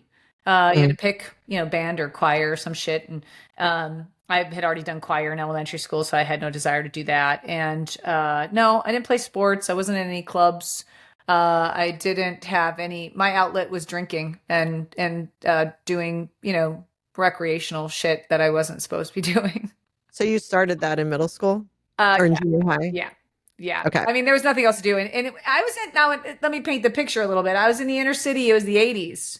Yeah. Inner city Toledo, which is, basically Toledo. 30 minutes south of Detroit. It's the 80s. War on drugs is pretty big at that time. Violent crime is very high. It was we'd be walking to school, I rode public transportation to school, so we walked a lot because we had to take the bus downtown and catch a transfer to get out to school, and very different than riding a yellow bus to school. Anyway, yeah, catching the transfer downtown, there's homeless people and bag ladies and drug deals happening on the corner and shit like that. So I was exposed to a lot of shit in 7th grade. And also just coming from the suburbs where there really was none of that. And so it was a very big shift in a huge pivot in my life of if you want to survive in that environment, you have to show up a certain way. And that's what I had to learn to do. And so my don't fuck with me wall, it's pretty permanent now. I put off but that I had to learn that because I was getting jumped. I would get jumped by people for no reason, just breathing. I just did look like I didn't belong. And so I was getting, picked on and bullied and jumped. And so you learn to fight back. And so my club was the hanging out with the people who would whip your ass club Mm, is what I hmm. was, that's what I was doing just to survive. It wasn't because Yeah. I looking back, I'm like, I didn't want to be that, but that's what I had to be in order to survive the environment that I was in. And so it was very different. It was, middle school, junior high was rough, as was high school. Did you ever go to bars? Because I know in the 80s, a lot of us were able to get into bars, Oh yeah, even. we had our own clubs. I was clubbing in eighth grade and even into high school because they would have like these junior nightclubs, and we Yeah. would go to the club. We were dancing, and a lot of drugs were being passed around and shit like that in there. But that's why looking at my girls now, I was that age at that time. Mhm. And I'm like, holy shit. The Yeah. stuff that I was doing at that age, I will never tell them. I will never tell them because I don't want to plant any seeds. But no, I was just, it was, it was not your traditional. I didn't eat, I never went to college. I got pregnant when I was 16. I had my kid at 17. I didn't even finish high school. I didn't get my GED till later. I was very much a byproduct of where I was living and growing up and the environment around me. And I somehow managed to get out of that. And That's a tough, tough, tough, tough town, it right? is. I mean, that's because that was probably when the auto industry left too, It was. and so it was a It was depressed area. severe decline at that time. Yeah, yeah, Falling apart. It's a big industrial city for people who don't know, yeah. in the steel belt, and very, white, or not white collar, blue collar, type city. And at the time, Toledo it's still not thriving, but that was sort of the beginning of the decline. Like it's really not a thriving city They now, but gutted it. still. Yeah, they Yeah, did. The only thing yeah, they keeping gutted that there is Jeep's factory that they built. it. That's the only thing really holding that city together. But, at the time, this would have been, like I said, 84, 85, up through. And I didn't leave Toledo until my job took me to Cincinnati in '08. So I stayed there till like '08. Always wanting out. I knew I wanted out, but it was just I had to find, a way to get out. I think if I hadn't got a job transfer, I don't know if I might still be there. I hated it there. But yeah, it's a rough city, and it was rougher. I can't say rougher. I just went home couple like year and a half ago to visit my sister and my brother and my dad, and I was shocked at what the city looks like now. It's almost a shell of what it was, and it was already a shitty place before that. So, So it's worse, not oh yeah, nicer. it's worse. It's worse. Crime has definitely Mm-hmm. gotten worse. It's kind of, I don't know if you know anything about Youngstown. It happened in Youngstown years before Mm-hmm. that, where everything kind of pulled out and it's just a shell of a city, a lot of crime and low income. And that's sort of what's happened to Toledo, just tiny little pockets that are still decent. We But lived in Michigan for a winter just north of Detroit, and we were there when Detroit probably wasn't too bad, but to your point, it declined, and yeah, it's crazy there. yeah, I worked inner city Detroit as an investigator for 5 years during probably some of its worst years. Mm-hmm. When the mayor and the governor, there's a lot of controversy. One of them went to prison. It was 4 of the 5 years I was there. Detroit was the most dangerous city in the country. It was rough. And going back to Toledo a couple years ago, I was like, this reminds me of Detroit, Yeah. which was wild Wow. to me. So in high school, so was it a boyfriend that you had it's your son, right? Yeah, my son. Was it a boyfriend? Yeah, he was a high school sweetheart. Yeah, yeah, Oh, okay. yeah. So Tony and I. are you still in touch, like Oh yeah, we're co-parent? still in touch. Yeah, yeah. Oh yeah, we kind of grew up and grew apart. I think like some high school sweethearts do. He's a cop.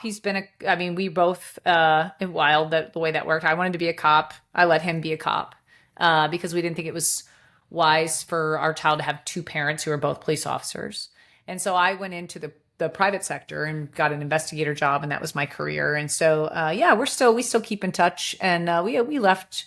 When we split, the most important thing was that we created an environment for our son where he still had two parents. and that we never pinned each other against one another. He could go to his dad's if he wanted. He could come home to me. He was, he had that freedom to do that. And so, yeah, Tony and I will always be friends. We said we'll grow old one day, rocking on a porch in a rocking chair together.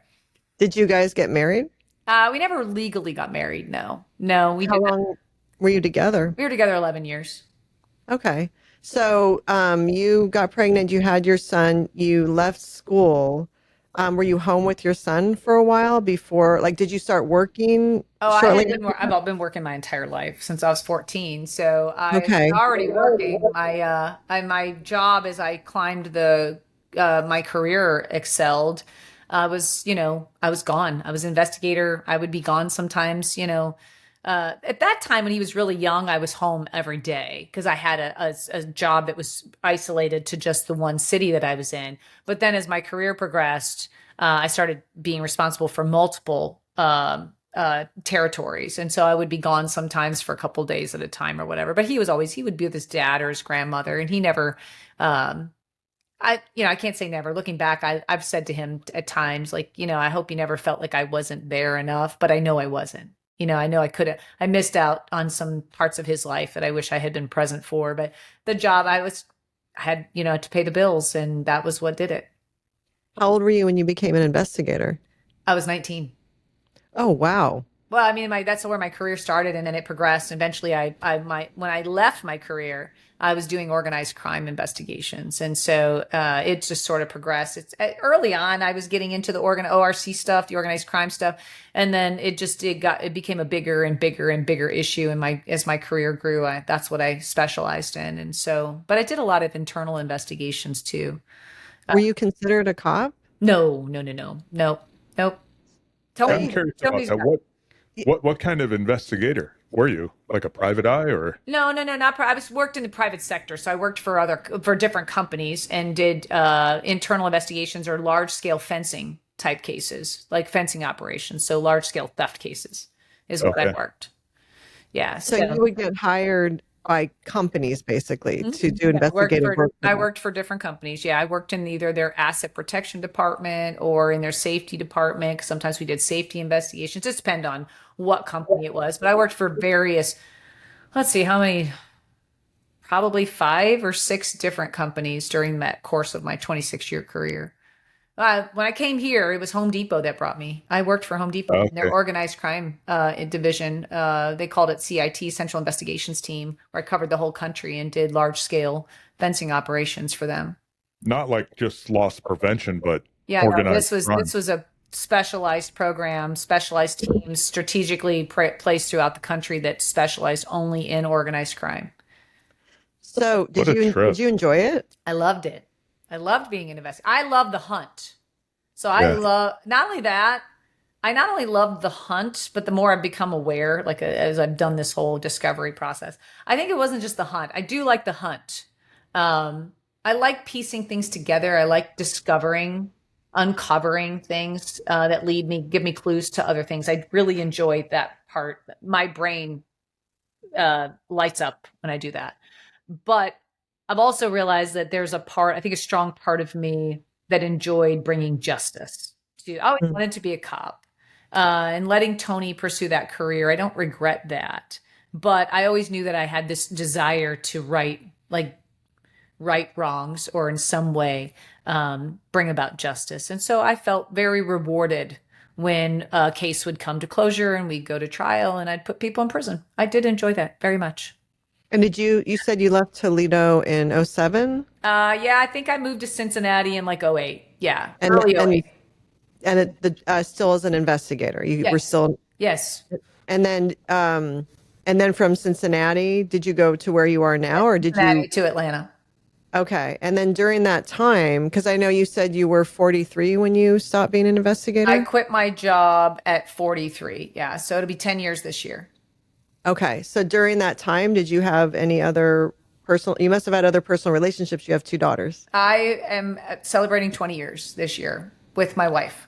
Okay. So how did you guys meet? How did you meet your wife? I was in Detroit. She worked, we both worked she grew up in Detroit, but we both worked in Detroit and we met there. And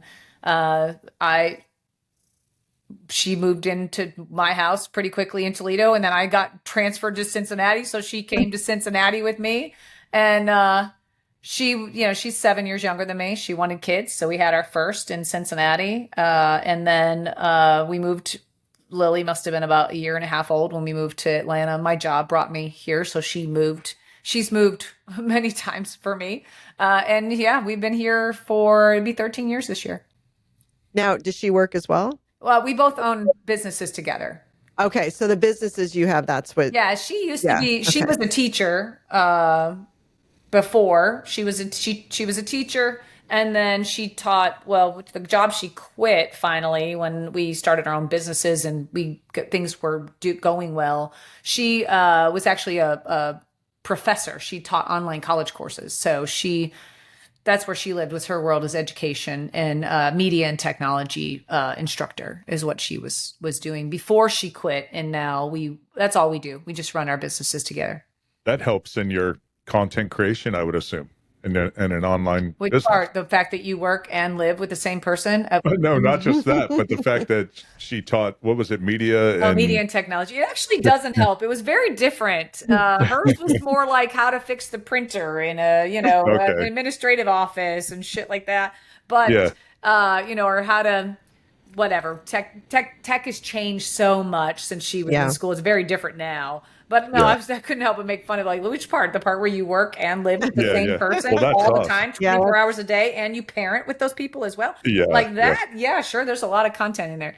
Oh yeah. So when you guys were having your daughters, though, was she also working as a teacher then, and you were working as an investigator? Yeah, she was a teacher when we had Lily, and then when Reese was born, I think at that time she wasn't working. She was just kind of a stay-at-home mom with Lily.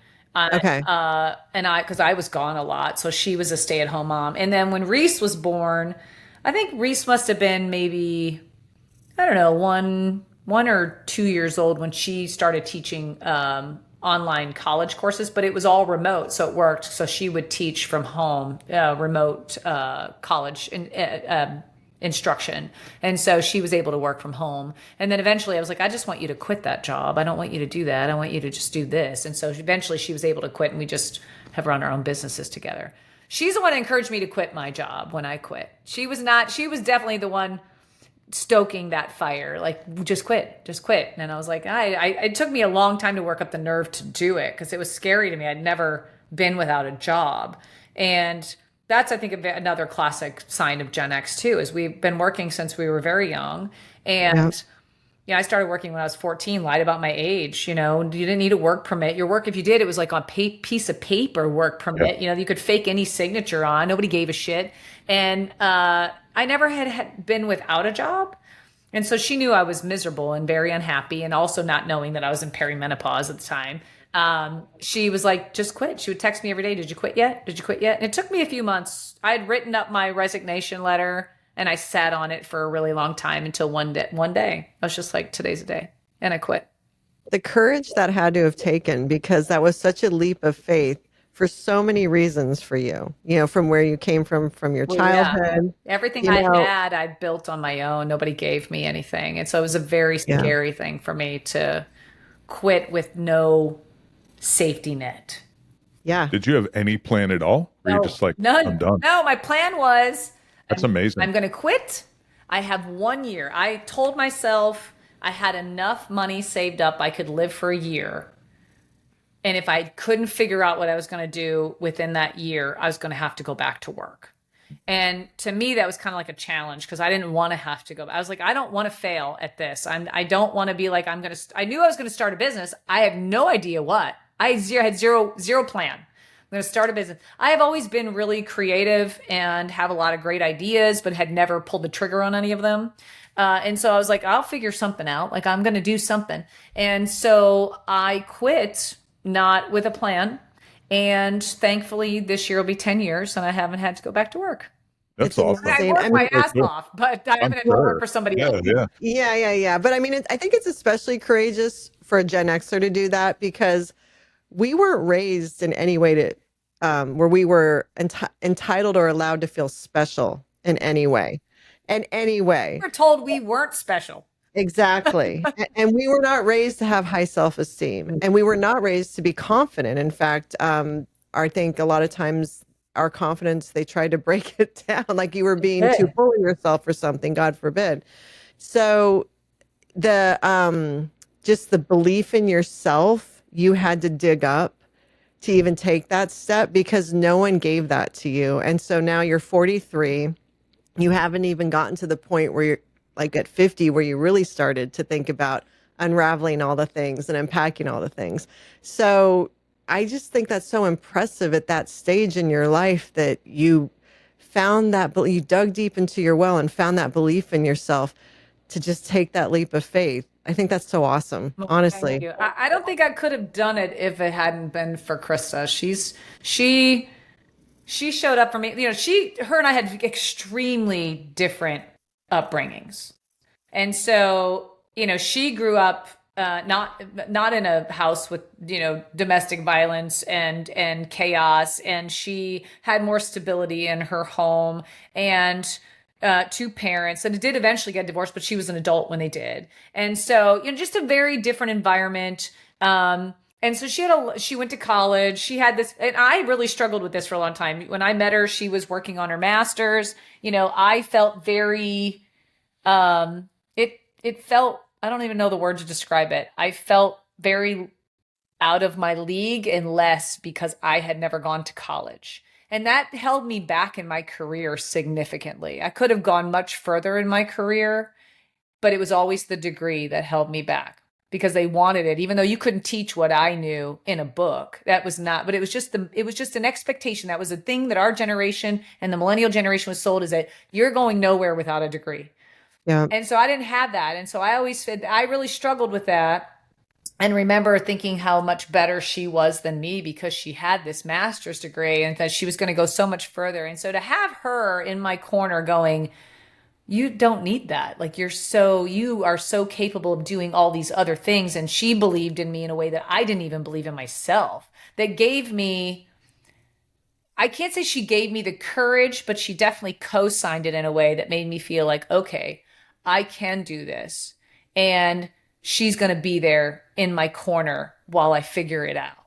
And so it's funny that this comes up because just today she texted me, because this is our 20th year together. We just got back from St. Martin last week. We went on on a vacation, just the two of us, for our 20th with some friends of ours. And she just texted me this morning and was saying how she was thinking about 20 years together, and how when she first met me, that she kind of like stepped in a way where, she helped me with my son. He was going, he was graduating high school and going into college, and I didn't understand that process. I had no idea how to get him into college. I hadn't had that experience. And so she was there in that way, and, supported me when the move to finally leave Toledo and go to Cincinnati and then move to Atlanta with me. And she had always sort of supported me, and then followed that with, and now she's like, I feel like I saved you, but she's like, now I look at where we are today and I realize how much you saved me. And it was such an interesting contrast of like all the ways that I have shown up for her.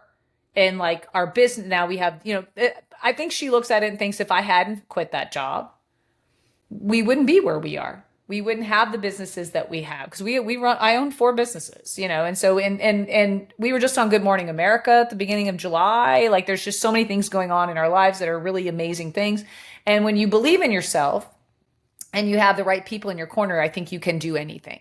And so I think that's what it boiled down to, is that her being in my corner and me believing that she would support me no matter what, whether I was successful at starting a business or I failed at that miserably and had to go back to work for somebody else, that she believed in whatever that was and supported it. It was like, go for it, do it. Because she had a belief system that was very different than mine. She grew up in a different environment that did support her in that way, and did like give her, granted, she's got her own trauma, her own baggage, but she just had parents who supported her. She went to college on a scholarship and played college volleyball for Notre Dame, and like had all these things that she was able to achieve and was proud of. And so she just had a different belief system of like, fuck that. You can do whatever you want to do. It doesn't matter with a piece of paper. Fuck the piece of paper. Like that was how she approached it. And it just gave me this sense of freedom that I didn't feel like I had. and the ability to say, you know what, I'm not really sure what I'm doing. I didn't know what I was doing. I'm not sure if I'm going to succeed, but I'm going to go for it anyway because I feel like I have this person, even though I didn't have the safety net that I talked about, like financially and like that fear of a job, especially medical, like not having health insurance. And there were all these factors that I had to weigh. But it was, again, just the belief that she had in me that I could do anything, that was like, okay, I'm, even without that safety net, I feel a little safe with her, that she's got my back no matter what. And that's how it worked out. And she became the safety net in a way, like I still, yes, like giving I you, had somebody yeah, there to catch me just in yeah, case. just in case. But she also validated the dream you were about to partake in. She gave you that validation, which is another thing Gen X never received.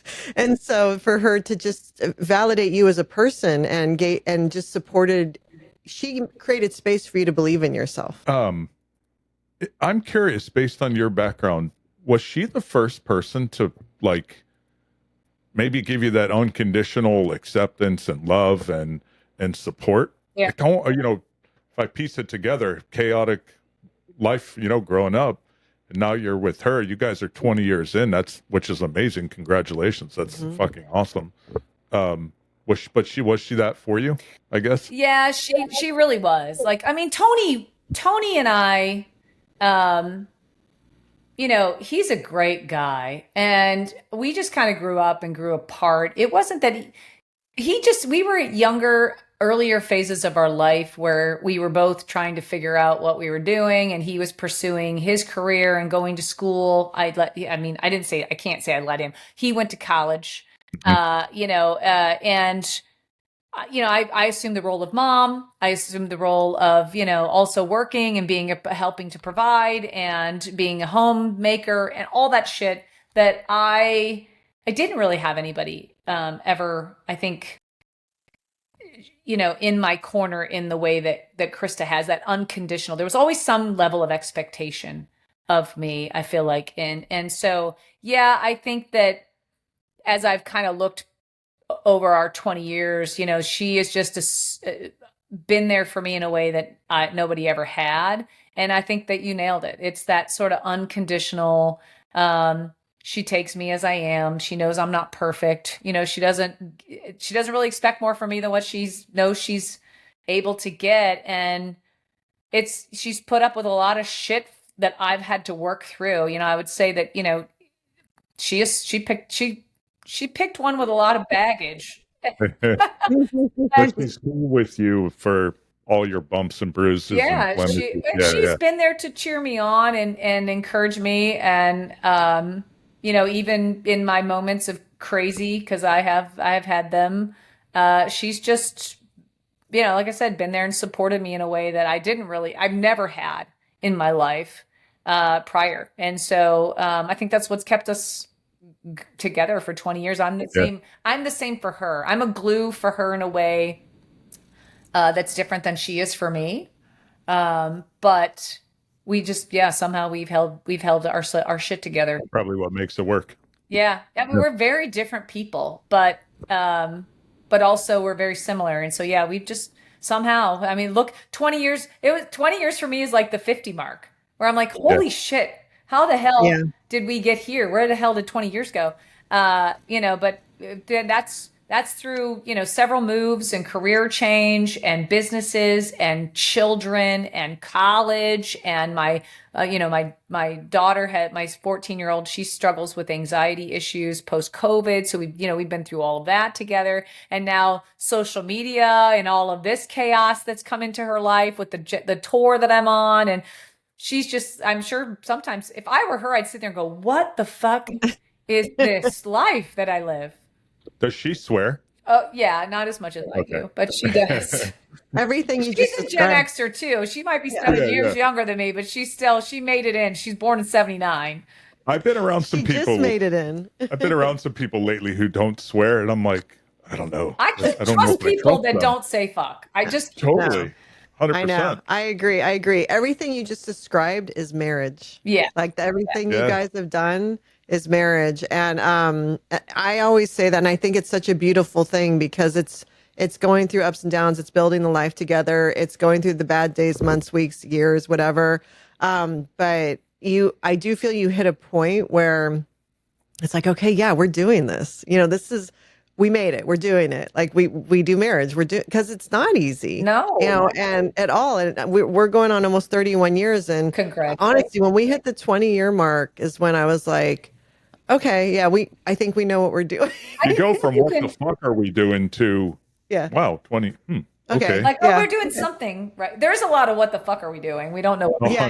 If you can get past the hard years, right? The years you raise your children, if you get past the menopausal years. Now, see, the good thing for her is that I've already been through it, and she's just starting.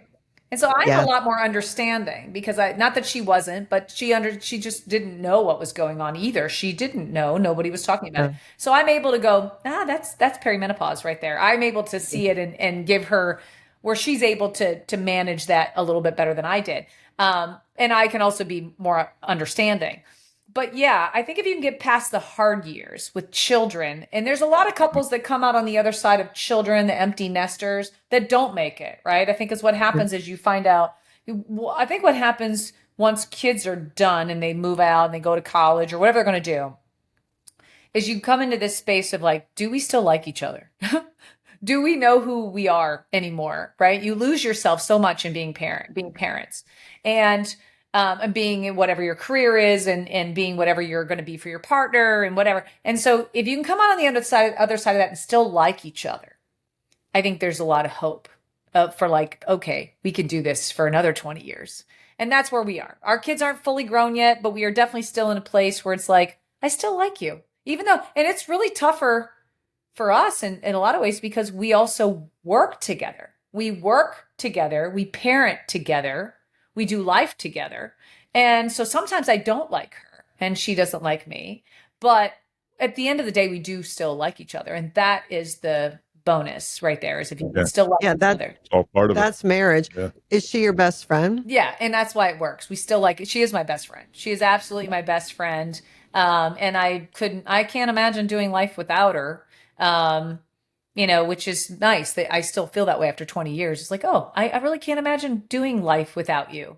Don't want to, I don't want to go through life, without her. So that makes it better too. Like, Tony and I, we spent a lot of years together, but I don't think I ever once was like, oh, I don't know if I could live without him. That was the thing, is I'm like, it was tough when we separated. He was my best friend as well. But like I said, we just kind of grew up and grew apart. And I think part of that was just because we were so young. We were young parents.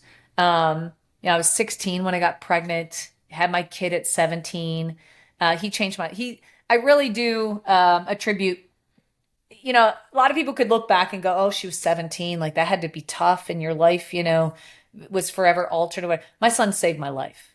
Like I look at where I was, I don't think if I'd have got pregnant, I don't think I'd be here today. I'd either be dead or in jail. And so that was a big moment for me of like, Tony and I had this kid together. We were really young.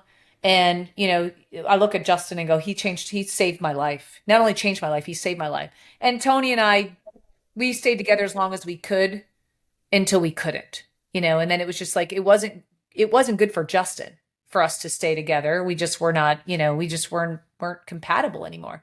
And so, but I love the fact that we were able to separate and still be friends. And so, Tony, he's a great guy. And he's also with, I think, probably celebrating close to 20 years with his wife. I think they got married, wife, girlfriend, partner, whatever the fuck she is. They're going together a long time. And are you guys, do you live in the same area where Justin was able to stay at the same school and everything as you coped? We did then, yeah. Tony still lives he's still a cop in Toledo.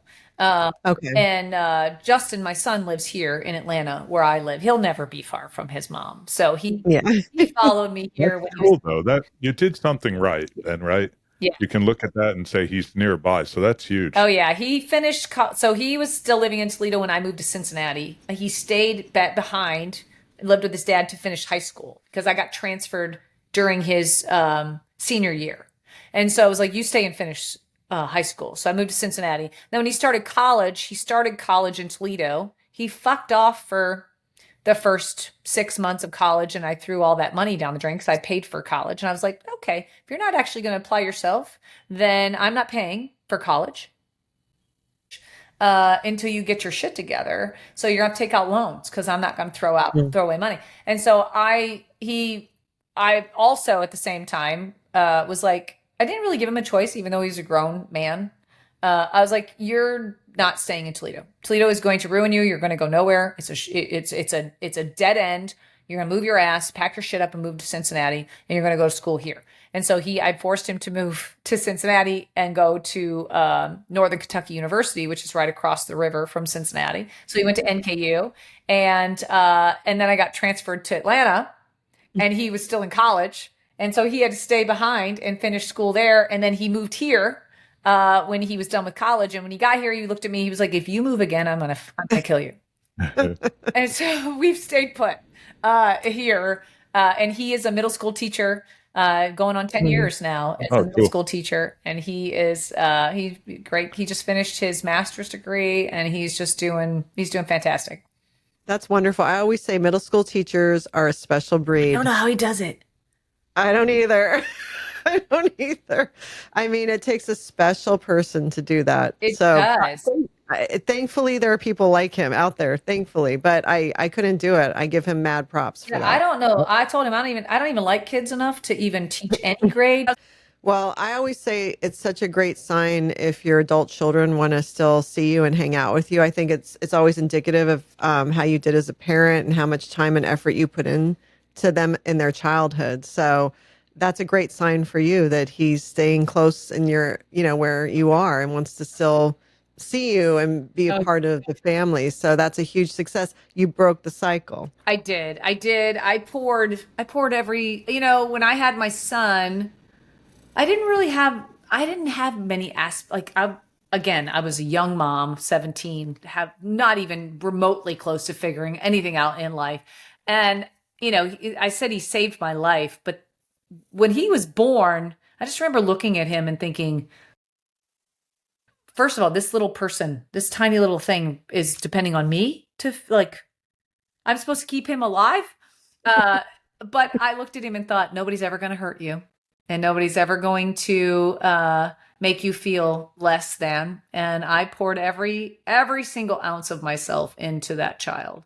Even though I worked a lot and I was gone when I was with him, he never went without. He always knew he was loved. And he is a mama's boy, even at soon to be 36 years old. He is a mama's boy. And I don't think he'll ever be far from me. I think the coolest thing for me is looking at this 35-year-old man. He's 6'3", 200 pounds, 210 pounds, whatever, and think we're going to grow old together.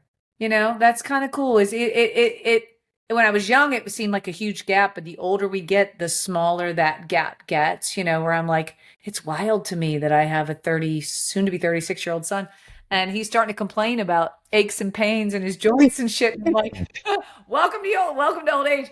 So that's kind of wild, it's kind of cool also that I get to grow old with one of my kids. The other two will be, there's a lot of years, 21 years between my son and my second. How is their relationship? Oh, they love him. They adore him. He's a great big brother. Yeah. That's awesome. I mean, they also are now getting older. And so when he comes around, he's starting to feel what I feel, which is, they're like, he's here. Hi, they're teenagers and preteen and a teenager. So he's feeling a little bit of that, but he also is aware because he teaches middle school, how shitty that age is. They're just little assholes at that age. And so he's also aware of that, but no, they adore him. They love him. I love that they have this really big brother in their life, that if anything should ever happen to me, they have him as well. And so, and that he's older and he's wiser, kind of 35. The guys are still figuring it out at 35, but they just mature slower. I don't know what it is, but but he'll have this wisdom and he'll always look out for them. And I really love that. No, that's cool. Like with our 28-year-old son, I remember last year he came over and we were talking. He goes, I think my frontal lobe closed. Like I feel different. I see the world differently. He's like, I think I'm understanding now. Yeah.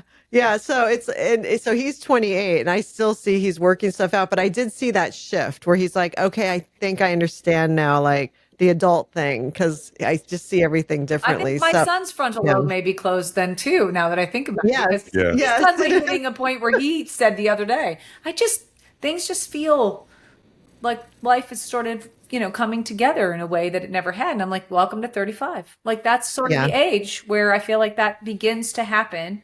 For women, for me, it was like 33, 32, 33. I started to feel like things were starting to sort of balance out a little bit, even though life was still chaotic. Because when you're a mom, life stays chaotic. But yeah, 35 is like you come into this space where you suddenly feel wiser and life calms down a little bit. You start him saying, "Yeah, I don't really I'm not going to the clubs anymore. Like you stop doing Mhm. that, you stop going to the bar, like that Yeah. because the hangover sucks, whatever." He's in that point of his life where I'm like, "Oh yeah, he's Yeah. here."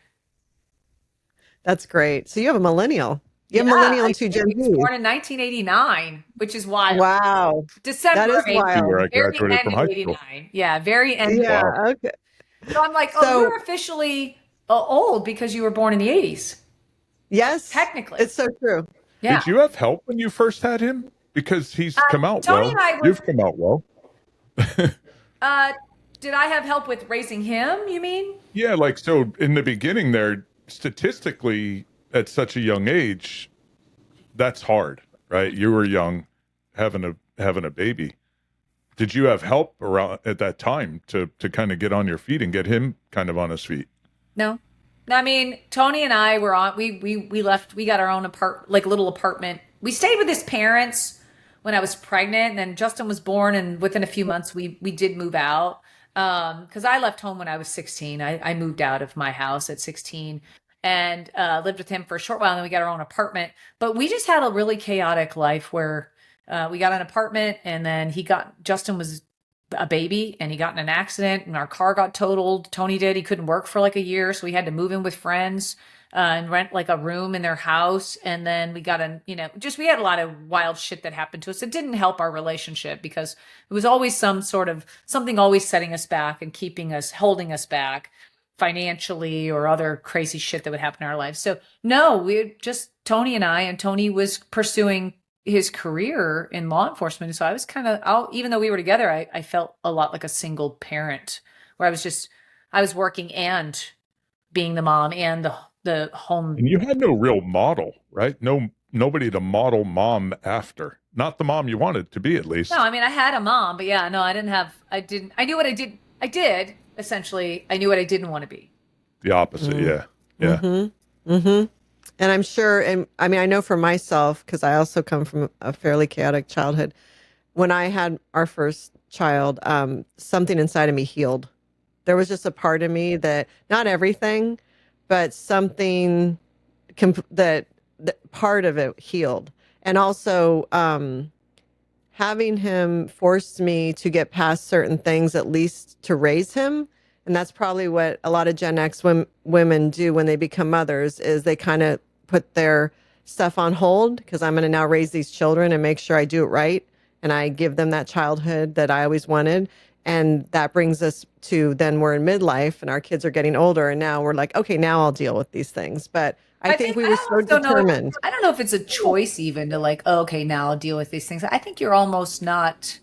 I think you're almost in a position where you don't get a choice. Like you have to. You just hit a point where you're like, okay, now I have Yeah. to deal with this. I've tabled this stuff for so long Yeah. because I had to assume these other roles and Yeah. identities and be, honestly, I think Gen X, especially Gen X women, really struggle with identity. Like we struggle to have an identity outside of mom or daughter or caretaker, right? And so you get into this phase of life where you're all of a sudden like, who am I?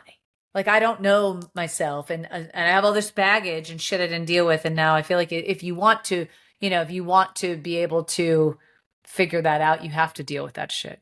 You have to be able to figure out who you are, right, and figure out your own identity. And I know for me, I was 50 years old, going, I don't.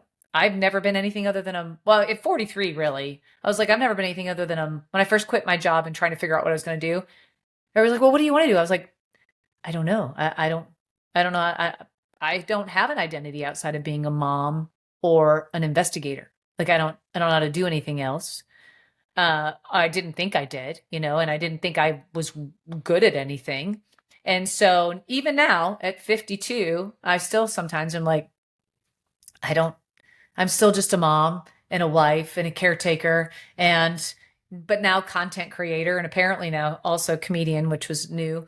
That there's just all these things where I'm like still trying at 52 to figure out my own identity. And I think a lot of women our age struggle with that. But you're doing it on your terms now, Yeah. and Yeah. it's on your foundation, and it's completely present. Yeah. And I hope that I wish that for not just Gen X women. I wish that I wish that for anybody. Everybody deserves that. Everybody deserves to arrive at a point in life where you're like, yeah, I know who I am and I like Yeah. who I am and I'm okay with where I'm at and I'm living in the moment, you know, enjoying life, what life has to offer me right now. Not Mhm. tomorrow, not what happened yesterday, but right now. What was the first business you started after you had left your career? I started a boutique, a clothing boutique. And so that Feather and Vine has been around going on 10 years. It'll be close to 10 years.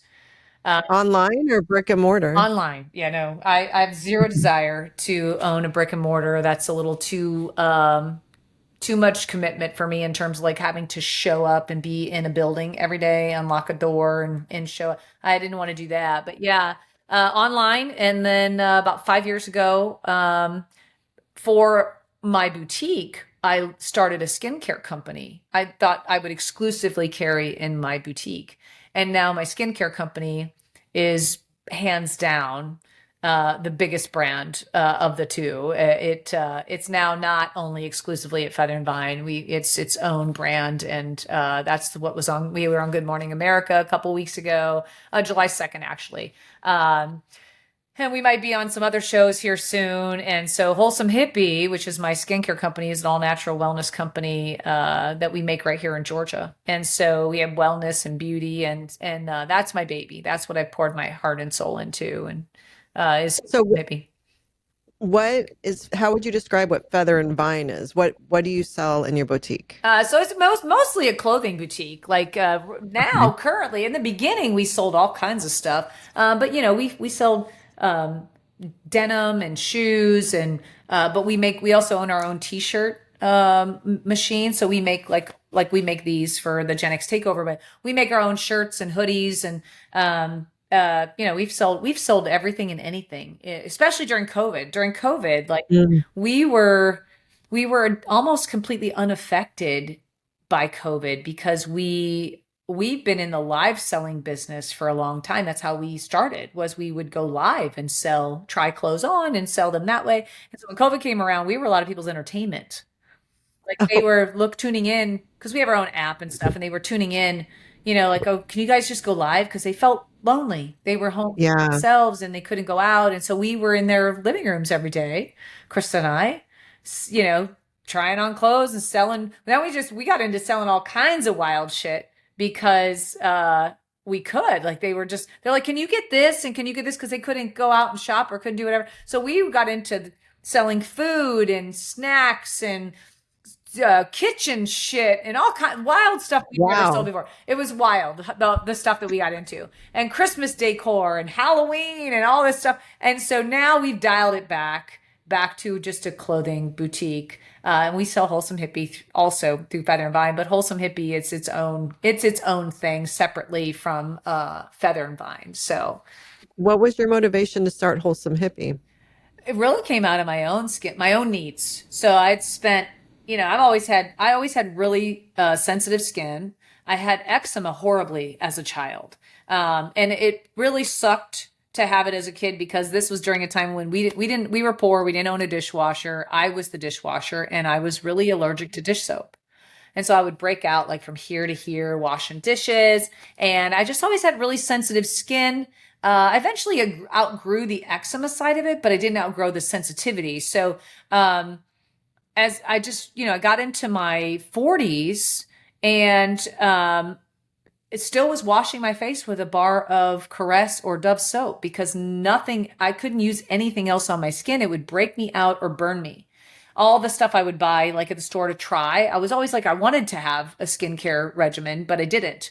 And so I wasn't really beauty in the beginning. My mom, she had been in the apothecary business for over 30 years. And I grew up with her being sort of crunchy granola and in the wellness space. What people would think was really woo-woo at the time, essential oils and shit like that. And so I kind of knew a little bit about it. And a friend of mine who was in the boutique business is the one, he started a skincare brand for himself, wellness. And he was like, you really should check this out. You should think about this. And I was like, no, I'm not going to use any of that stuff because my skin is so sensitive. He was like, you just need to try it out. Well, I didn't. But I tuned into one of his live shows one day because the boutique space is really small. We're all very interconnected and a lot of people. And he had the manufacturer, this manufacturer on there and listening to her talking about ingredients and how the products and stuff reminded me a lot of my mom. And how my mom was. And I was like, oh, this lady, she actually knows what she's talking about. She got my attention. So much that I was like, I want to talk to her. I want to ask some questions. And that's how Wholesome Hippy was born. Because I got her on the phone. I talked to her. She sent me some samples. And initially it was like, she was like, what ailments do you have? And I struggle with migraines. At the time I was having perimenopause. I was having terrible migraines and pain, joint pain, shit like that. She's like, let me send you some stuff. And I talked to her about the fact I'd had eczema as a kid. So our early products were like wellness, head rescue, eczema rescue, stuff for pain. And then slowly she chipped away at me, where she was like, you really should consider some beauty products. And I was like, nope, that's where I draw the line. My face is very sensitive. And, even though it's all natural, clean ingredients, made in small batches, all that, I was still really hesitant. But she's like, let me just send you some samples and let me know what you think. So she did. And I fell in love with it. It was the first time in my life that my face felt like it had something that was not going to burn me, not going to break me out. And, our beauty line was born and multiple beauty lines now. But looking back, I look at pictures of today of my skin, especially my face, like 6 years ago. And I looked older then than I do now. And it's just because I actually started taking care of my skin. Most people think of their skin as like an afterthought. Like you think about what you put in your body, but a lot of people don't think about what they put on it. And what you put on your body goes in. And so anyway, yeah, we make a lot of wellness products and beauty stuff that's clean that people can feel good about putting on their skin or on their family. And that's how in Wholesome Hippy, we went viral on TikTok with our calm cream, magnesium creams is really we were on the map, but that really put us on the map. Is our magnesium creams and stuff. And so yeah, we've just been slowly building this brand into something that is like people love and can't live without. And we saw you on Good Morning America. You did. Yeah, we did. That's awesome. Thank you. Yeah, you did a good job. You did a great job. Yeah. Yeah. No, it was nerve wracking. I mean, there was a huge commitment to be on there. Inventory wise, you have to commit a lot of inventory to do a segment like Deals and Steals. And so I was really nervous. I was like, oh my God, don't fuck this up. Like this is a big moment.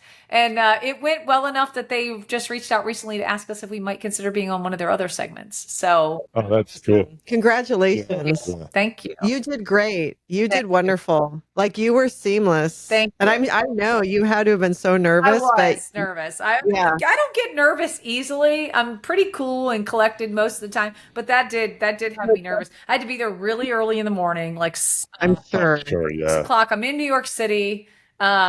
Christa booked the hotel. So GMA, they just recently moved out of the building. They've been in for fucking decade or longer. If you've ever watched it where they're like, you can see the people looking in through the windows. Yeah. They moved from there over to another place in in Greenwich Village. And so Christa booked a hotel by what she thought was the Good Morning America building, which was literally a block down from where I was staying, which was the old building. So that made it extra nerve-wracking because I get there thinking, she's like, you're going to be good. You can walk to the place. Well, then I get there. My friend from New Jersey picks me up, my friend Marina, to take me into the city because I was like, Christa didn't come with me. And I was like, I can't go into the city by myself. I can't go anywhere without being approached. I get recognized in public a lot. And so I was like, I can't go to New York by myself. So she's like, Marina will take you. So my friend Marina comes in from Jersey, takes me to New York. So she's like, that's not the building. And I was like, Christa said she booked us right by the building. She's like, that's the old building. It's that you got it's so she looks like it's 2.5 miles away. We had to get up at 4:00 in the morning. So we could be ready so we could get a cab because it's New York City. You don't just unless you're within walking distance, traffic is a bitch. So we had to get up really early, get a cab to get over to Greenwich Village to get there in time because I had to be there at 6:30. 6:30 was the latest you could be there so that you could go on for the segment that we had to start, like do our run through at 7:30. And so, yeah, I was like, by the time we actually got out there on the stage and everything was gone, I was like, I was nervous as shit. I mainly first was being nervous about being on time. I was so afraid to be late because of traffic or whatever. And so, anyway, I was just glad. I was like, whatever you do, just don't swear and just say what you're supposed to say and shut your mouth. You did great. You really did. And you looked great. In fact, it was so funny because we were in, was that it wasn't on a weekend, right? But we were still in bed. It was a weekday. It was on a weekday, like a Thursday and a Wednesday. Before 4th of July, July 2nd. Okay. So we hadn't gone out of bed yet, I don't think. It was early. And so I'm scrolling on Instagram, I think, and you had put up, you're about to go on. So we quickly turned it on and Brian hit record just in case. And I said, I think we missed it. And then they said it's coming up. I'm like, oh my God, we didn't miss it. So and then we ordered too. We ordered some of your stuff. Did you guys get, what did you order? The magnesium. Listen, that's stuff right there. Pain, restless leg, muscle cramps, nausea, like it's sleep. It can help with so many things. Yeah. That, and then the cold for the migraines. That's good shit.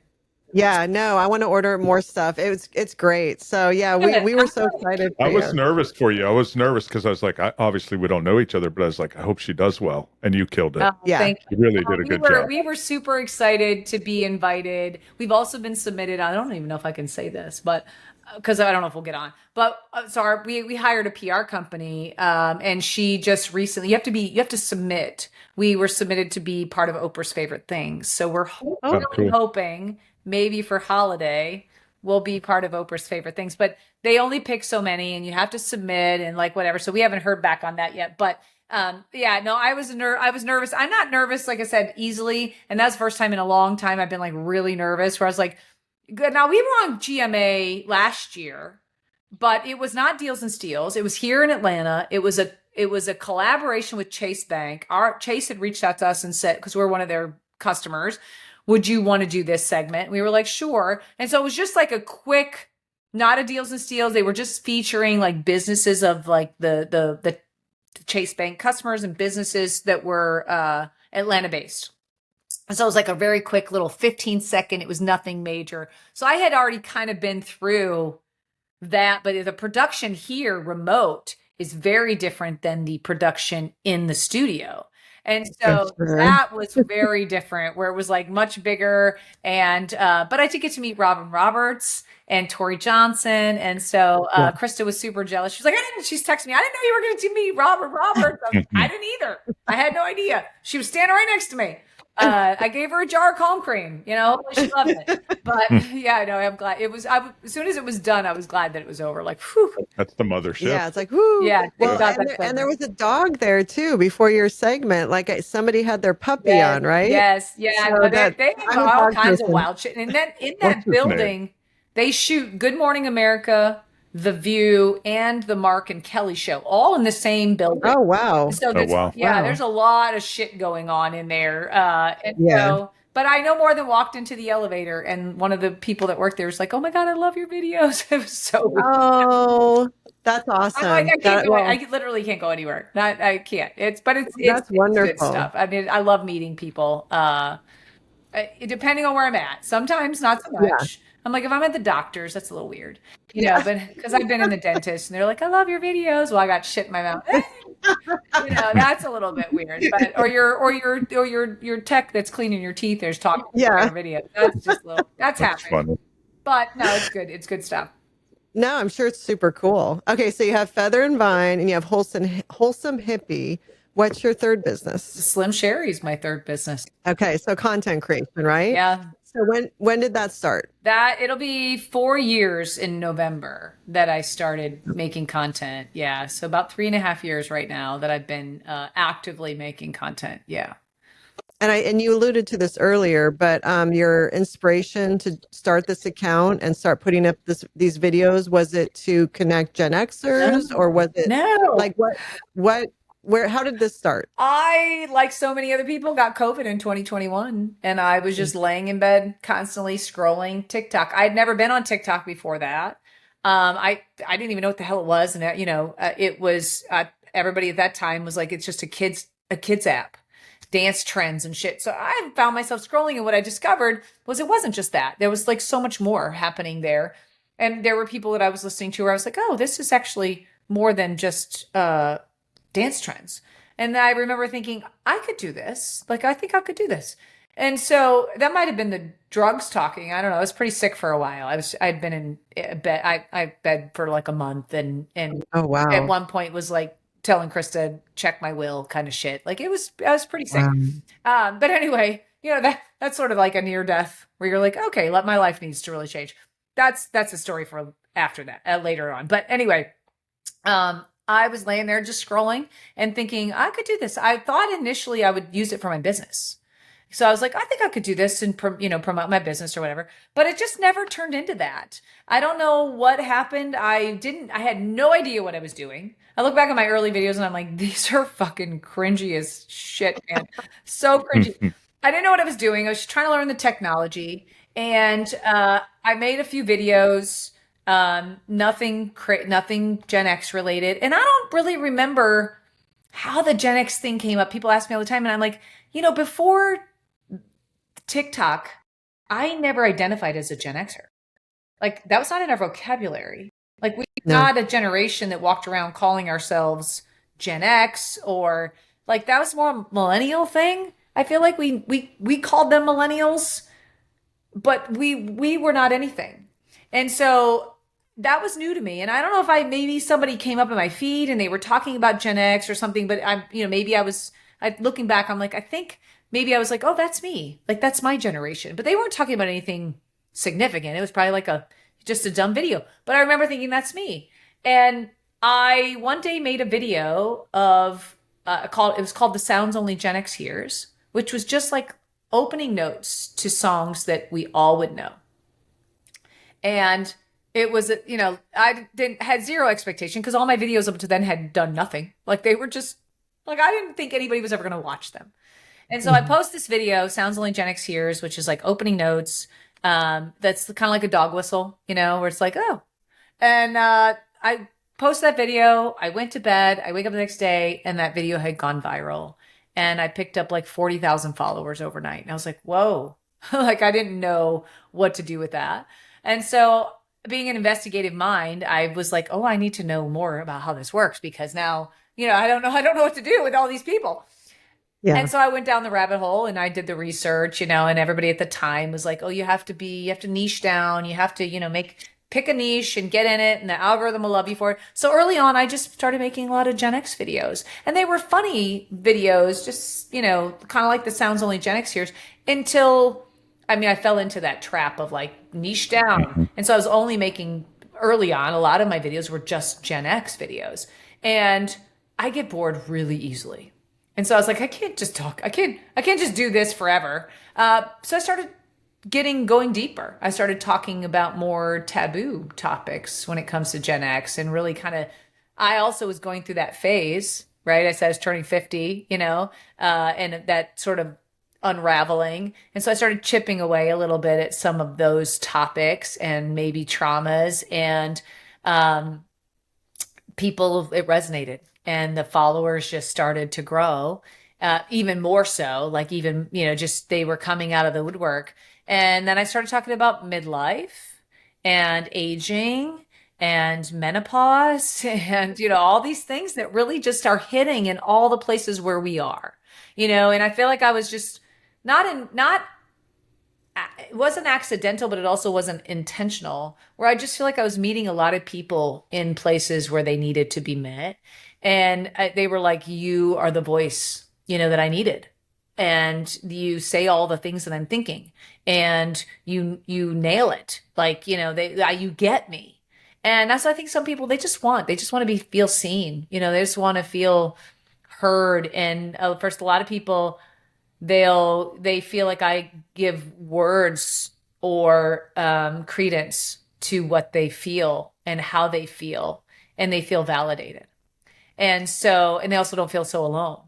And so that kept me going. And now 3.5 years later, I have over 6 million followers across all the different platforms, which is wild to me. And I don't take that for granted ever. Like I show up every day, whether I want to or not, even if it's just reposting a video, maybe from that I did a year ago, so I show up every day, even if I don't have the capacity, creatively, or my mental space is not right, just because so many people, tell me they need it. Like I need a dose of you every day. They need, whether it's to laugh about something, or maybe they're going to cry, or maybe I'm giving them a little tough love, because now I'm at the point where I do deliver my daily dose of Slim Sherry's came around as like sort of this voice that I wanted to give to people that I wish I had had. That somebody who is saying the things to you that you really need to hear, that you maybe are not, you won't pay attention to unless somebody's kicking you in the ass. Like, listen, don't you scroll past me.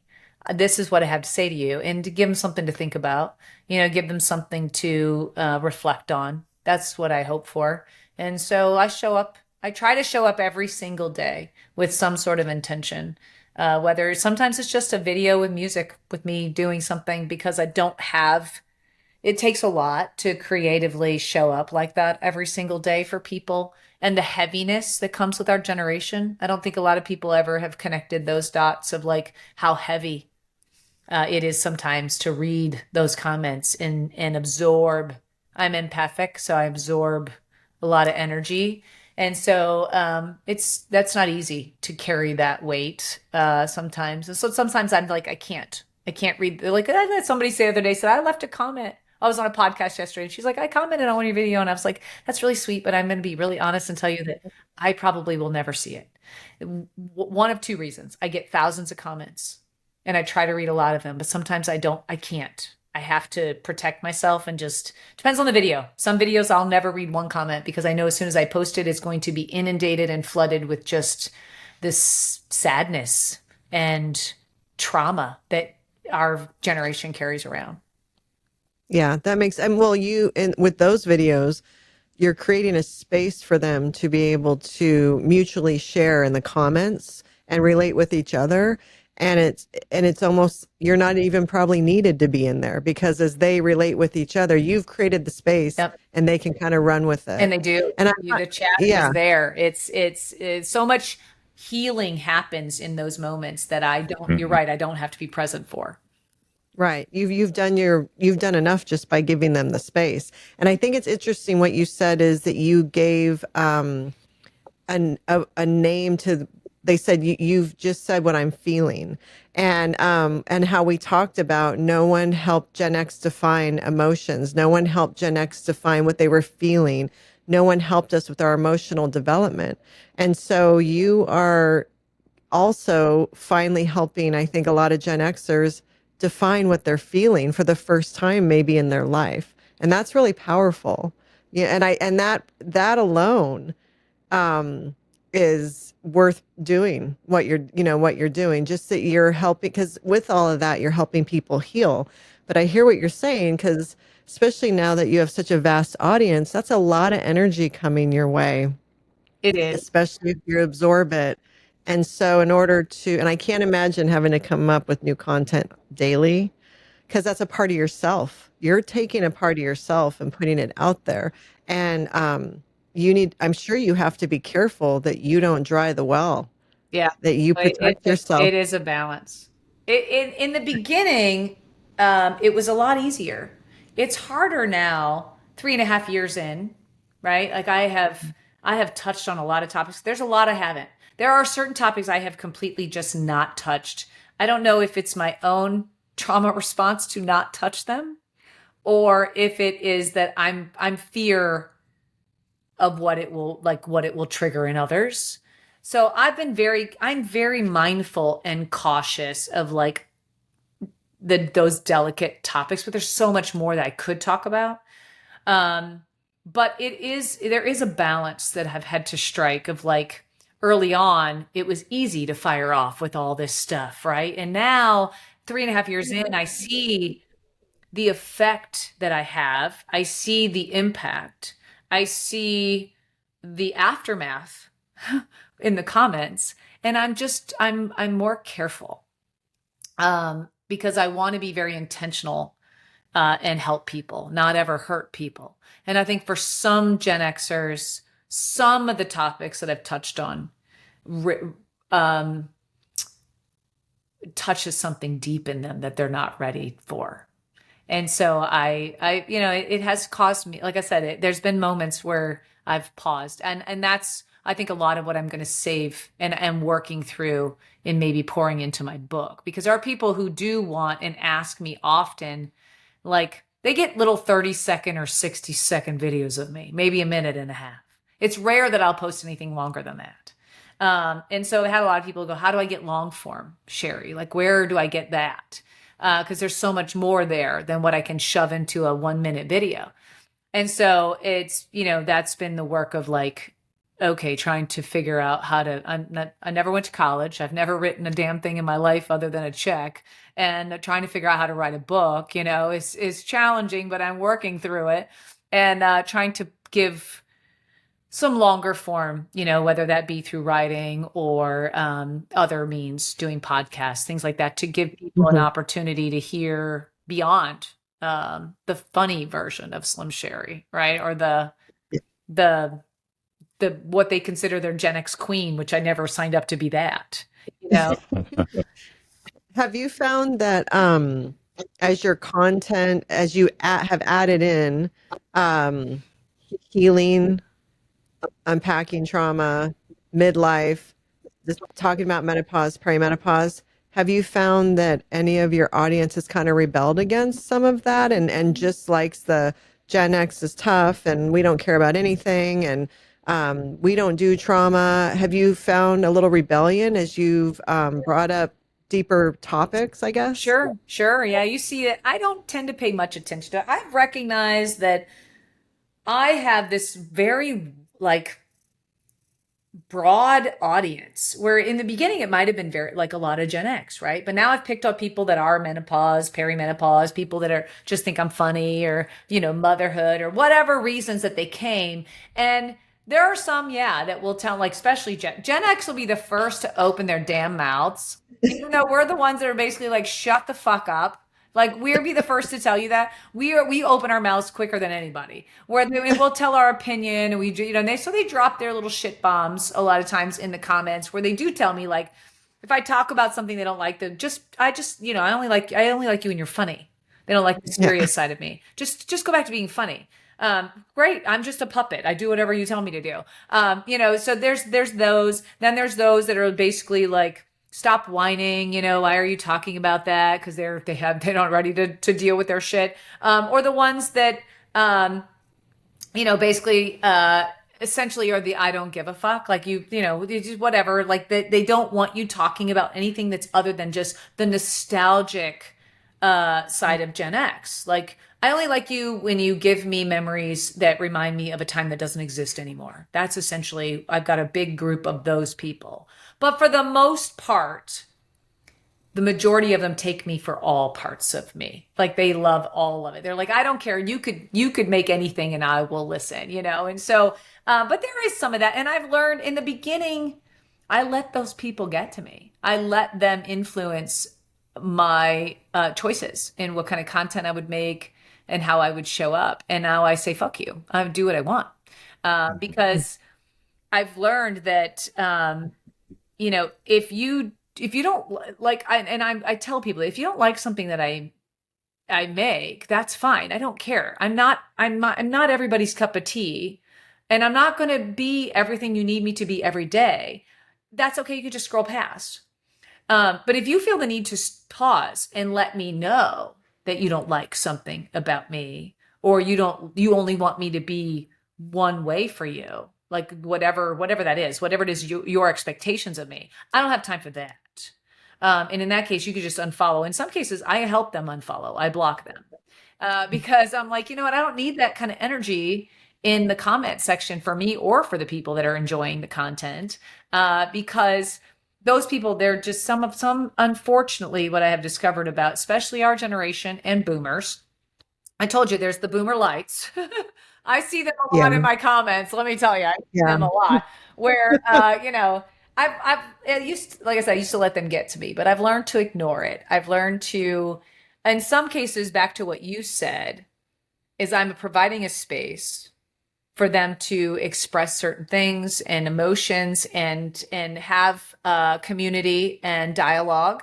And as long as they keep it not, I don't tolerate people tearing each other down. And that I see happen, depending on the topic, happens very quickly. Like a fucking bunch of wild wolves. Yeah. It's wild to watch. It's crazy. It's nuts. It's crazy to watch. And I hate that, because I'm like, that is not, you guys missed the point. You missed the point of the video. And so I'll have to go through sometimes and filter or block or delete people for that kind of behavior. And I hate doing that because I don't want to be the person that polices what other people do. But there are hateful people in the world. So I do sometimes have to manage that. But for the most part, I like to just put it out there and let them have that. Because sometimes it might just be it could be the day they're having, or they have something they need to get off their chest. And so I hate being the person that would, in any way limit that. But social media is a wild space, and you have to proceed with caution because it is 100%. It's a crazy place. Yeah, I mean, as far as the way I try to look at it, that's helped me not be affected is, as long as what we're creating is authentic and coming from a good place, and we're putting it out there with good intentions, once it's out there, it's really none of our business anymore. And if there's hatefulness coming off of someone, they're just projecting what's inside of them. It has nothing to do with us. And that's how I'm looking at it. So none of it affects me, if that makes sense. That's a good way to look at it. Yeah. I mean, I think I've gotten to there. It didn't in the beginning. In the beginning, it did, like I said, I did allow it to steer me or deter me, if you will, from certain things. Yeah. But now I'm like, no, it's my space, my channel. If you don't like it, you don't have to be here. And I love the ones that like to tell me they're leaving. I'm unfollowing you. Okay. Yeah. You don't need to, this is not an airport. You don't need to announce your departure. Bye. Yeah. They want you to know that you pissed them off and they're leaving. Like a child slamming a door, going, so stupid. Like, well, how old are we, for God's sakes? It's like, thank you for the engagement. Yeah. I'm like, thank you for leaving this here. It's good for my algorithm. Yeah, exactly. Yeah. No. So, well, I mean, it's just, I've always loved the stuff you put out. It's awesome. And I love how you've used your space and your platform. And like, we've been doing this less than a year. So our exposure to this is brand new. And so I give you a lot of credit. You've been doing this now for 3 years and you have such a huge audience. And like I said, I can't imagine the energy that comes towards you, because like you mentioned, even when you're in public, there's always that kind of risk that you're going to have energy coming at you. And so the fact that you've been able to figure out how to balance that is commendable, because that can throw people off mentally. Mentally, I think I've kept myself in a pretty good space. It was weird in public the first, 100 times somebody came up to me. It was a little weird. Cause you don't know what to expect, especially when I'm by Yeah. myself, I mean, I've never encountered anybody that's been harmful to me in any way, but you never know, right? Like Yeah. there are people who don't like me. They let me know they don't like me. I'm Yeah. like, I never know what your intentions are. Mentally, I have, in the beginning, like I said, I struggled initially. I figured that out pretty quickly of like how to make sure I protect myself and my own mental health, because I am a work in progress, and I was like, I can't allow that in my space. And so, being a big energy person, I manage that. But I commend you guys. You've only been doing this a year. You're doing fantastic. I think you guys are Thank you. doing awesome. Next Thanks. month, the end of next Yeah. month is a year for us. So, Awesome. yeah, it's been awesome What and so can I much ask? What got fun. you started? Like, what made you want to do it? It's very similar to what you mentioned. We turned 50 and we, like you, I want to be alive until I'm 100. I envision that. I think 50 is midlife. And we both kind of looked at each other and we thought, okay, we say we want to do these things, and if we're going to do them, it's now or never. We're going to either do it or we're not. But we all facing your The mortality, mortality. Yeah. that was huge. Yeah. Knowing that this is finite. And so we thought, why not? Our first motivation was, let's get our stories down and our thoughts on things for our children, their children, their children. So, like, I think it'd be so cool if I could go back and see what my great great great grandmother thought about relationships, or, anything. I would just love to hear her voice and see what she looks like. So we thought, let's get us down. So if nothing comes of it, the kids have it and future generations have it, and we'll just talk to each other about stuff. And then we were like, this is great, but we'd love to give this platform for other people for the same reason, for their generations to be able to have their family's life story recorded. And then also we took it a step further by us sharing and our guests sharing.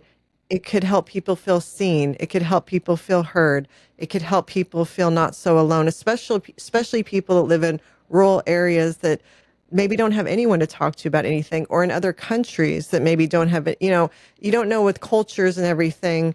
There could be something one of our guests could say that you just don't know who you're going to reach, and it could be life change, and it could change the trajectory of their life. You could validate someone, you could encourage them, inspire them. So then we said, let's open this up where people come on and share their life stories thus far, because it's always going and fluid. And it kind of just took off. So something in there resonated, obviously. But like I said, we always make sure everything we do is authentic and real, and it's coming from a good place and good intentions. We don't force anything. And we think, everyone's story is valuable and has meaning and has the potential to reach someone. And that's where But it came I from. think that's probably what I connected with. I don't Yeah. resonate with people that come across as fake or inauthentic, or that vibe is not for me. And you guys, I got a vibe from you that wasn't that, and that's probably what drew me to you when you first were coming up in my feed. When then you continued to come up because I was engaging with your videos, and so every time I saw you, I wasn't disappointed. And I think there needs to be more of that. I think that when you think about the internet, like I said, the internet's a wild place. That what it's lacking, what people are really growing tired of, and what you guys are hitting on. I think if you're finding that success, it's because people are tired of the perfectly curated, like fake, disingenuine world of social media. That's why I know that's why people resonate with me. It's the Yeah. real. I say the things that people want to say, but they're afraid to say. I talk about things that people want to talk about, but don't. And I do it in a Yeah. way that's authentic and real. I'm just who I am. And I'm not going to sugarcoat for you because it makes you feel better. It doesn't make me feel better. And so, I talk a lot about like not contorting yourself into those boxes anymore, right? Like, you just get to a point where you're like, fuck that. That box never fit me. And I like to spill out over the top. So here you go. This is me. And I think that's what a lot of more people, I think those are the next rising stars in social media, are those people that nail the authenticity and the showing up as who they are every day, regardless. They just are who they are, and people appreciate that. They're that sort of expectation of that perfect world of social media is really disappearing. And so you're resonating because you are connecting on those levels that people are that they desire, which is Right. And authenticity, yeah, real talk. You're touching on topics that other, they want to talk about, but other people aren't talking about. That's what people want. I don't yeah. think either one of us could perform in No. any way like Yeah. that, right? We are who we are. It is what it is. Yeah. Yeah. Same. And you have to go into it as you're enjoying it and this is meaningful to you. So it almost doesn't matter how anyone else receives it in a way. You can't, at least for us, we couldn't go into it with any expectations. It's just, it is what it is. We're doing it. And then if it ends up positively, awesome. And we love that. But no matter what, we're going to stay true to what we've been doing. We're not going to alter anything to fit anything. That's good. And I think that's where things get a little weird is, Yeah. and and you have to keep a level head. Well, you start seeing videos that do well in a certain tone or whatever, but I think our goal is to stay the course. Stay the course, I think not what you're doing, go over there. yeah, you guys are doing it right. So don't, I mean, it alter if you want to. Like not, Yeah. Right. I mean, you alter because you want to, not because Yeah. not because some trend tells you, or, that's a mistake a lot of people make is they'll see a video that pops off for whatever reason. And they're like, they chase that, and it's like, no, Yeah. that is, and then they wonder why it doesn't work because that was a one-off. Like you never know what the Yeah. algorithm's going to do or what's going to pop off. And so don't chase that, just be you. And so I love that you guys are that, not being performative, which, in all honesty, and I don't say this enough, I probably should say it more, although to piss people off, is Gen X is one of the most performative generations, I think, out there. We put on the show better than anybody. Fake it till you make it. That was our mantra. I think you're right. I hadn't thought of it that way. And so Yeah. I think that there are a lot of people that appreciate those of us that are like, fuck that mask, fuck that performing. I'm going to just be me. And they see something in us that they wish for themselves. And so that's why I say keep doing what you're doing, because that's why you resonate. Because there are a lot of them that wish they could be that and they aren't there yet, or they maybe will never get there. It's such a good point because I think Gen X had to mask and couldn't and never felt safe to be their authentic selves. And then now they've gone through all these things and now they're hitting midlife. And it's such a process to find your authentic self. And as you just said, not everyone's ready to do that. Not everyone knows even which step to take. And so when they come across something like that, even if it just helps them through the day, like what you do for people, just you're helping them get through the day with that.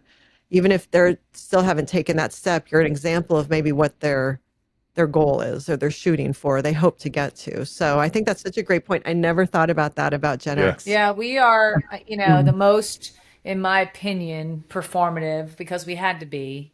And, when you strip that down, you had mentioned it earlier about like so many of us, because we weren't allowed to have feelings, a lot of us aren't even aware of what we're feeling. And so you look like when you look at this performative mask that we've worn and the suppression of emotion and feelings and not knowing how to process any of that, then when you see somebody that's showing up, like I said, as their authentic selves, that's your age and has a similar maybe experience in life or has had shared experiences of some sort and also seems to have their shit together. I don't have my shit together, if anybody wants to know, but a lot of people think I do. I think it just stops them in their tracks and they're like, that they just connect in a way that is they wouldn't have otherwise. And I think it makes them more open to receiving the message. Social media has presented this opportunity, I think unique for our generation, not really unique, but I think it's a little bit unique because we come from a world where we didn't have that. But now we get this doorway into like this world of all these other people's worlds. And we come from a time where if we weren't face to face, we didn't have the experience, right? You had to be there or you missed it. And so now you get this glimpse into all these other worlds and all these other people and all their emotions and how they're processing and how they're doing life and whatever. And some of it you look at it and you envy it and you wish you could have it. And some of it you look at it and go, yeah, that's not for me. And then some of it you stop and go, wow, this actually is helpful and might change your trajectory. And that's what I hope to do for people, is just maybe make them pause and go, yeah, I can change. I can be different than I am today. Yeah. It's interesting because it's almost like it just doesn't have to be this way. And here's somebody doing it differently. And you can there are other ways to do this thing we're all doing. And I think the social media helps you kind of get there. You know what's interesting is that see it at least. No one ever gave us those options. No one ever talked to us about that. No one ever introduced other options or pathways or different decisions we can make, choices.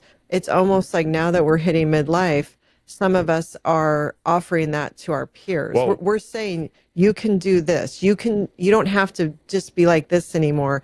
You could choose this. There is still life here. You could live a whole new life, and you could live it completely authentically, and you could be healing during it. There's another big chapter for Gen X, and it doesn't have to exist in this one lane that we've all been riding in, I guess, if that makes sense. Yeah, that's what I was chipping at. I maybe didn't nail it quite the way I meant, what I was thinking in my brain, which is that because I feel like we're a little unique in the sense of what you're talking about, is like we come from a time where we didn't have that kind of exposure. Yes. We were very siloed and isolated, not only in our homes, but even in our world in general, just this isolation from like the outside, everything else was going on in the world. And so now we're in this space where we never had that. And now you have these doorways into all these other worlds and like this insight and sort of these experiences that you're living through other people, that you're like, holy shit, like there's this whole other world, this vast world, and there's all the complexities that come with it and all of the nuances and all of, wait, I can heal. Like, I didn't know that was possible. Wait, I can, somebody's doing that. And how, like, I want to know how they did that. And you start following them and you track their story and you're like, and they help you somehow. Right. That is something that I feel like Gen X is latched onto.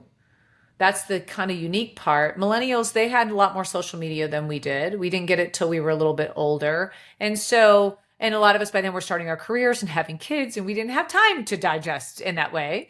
And so now getting it, I feel like we've latched onto that even more so, which is why you're seeing such this huge presence of Gen X. And I don't think it's because we're like,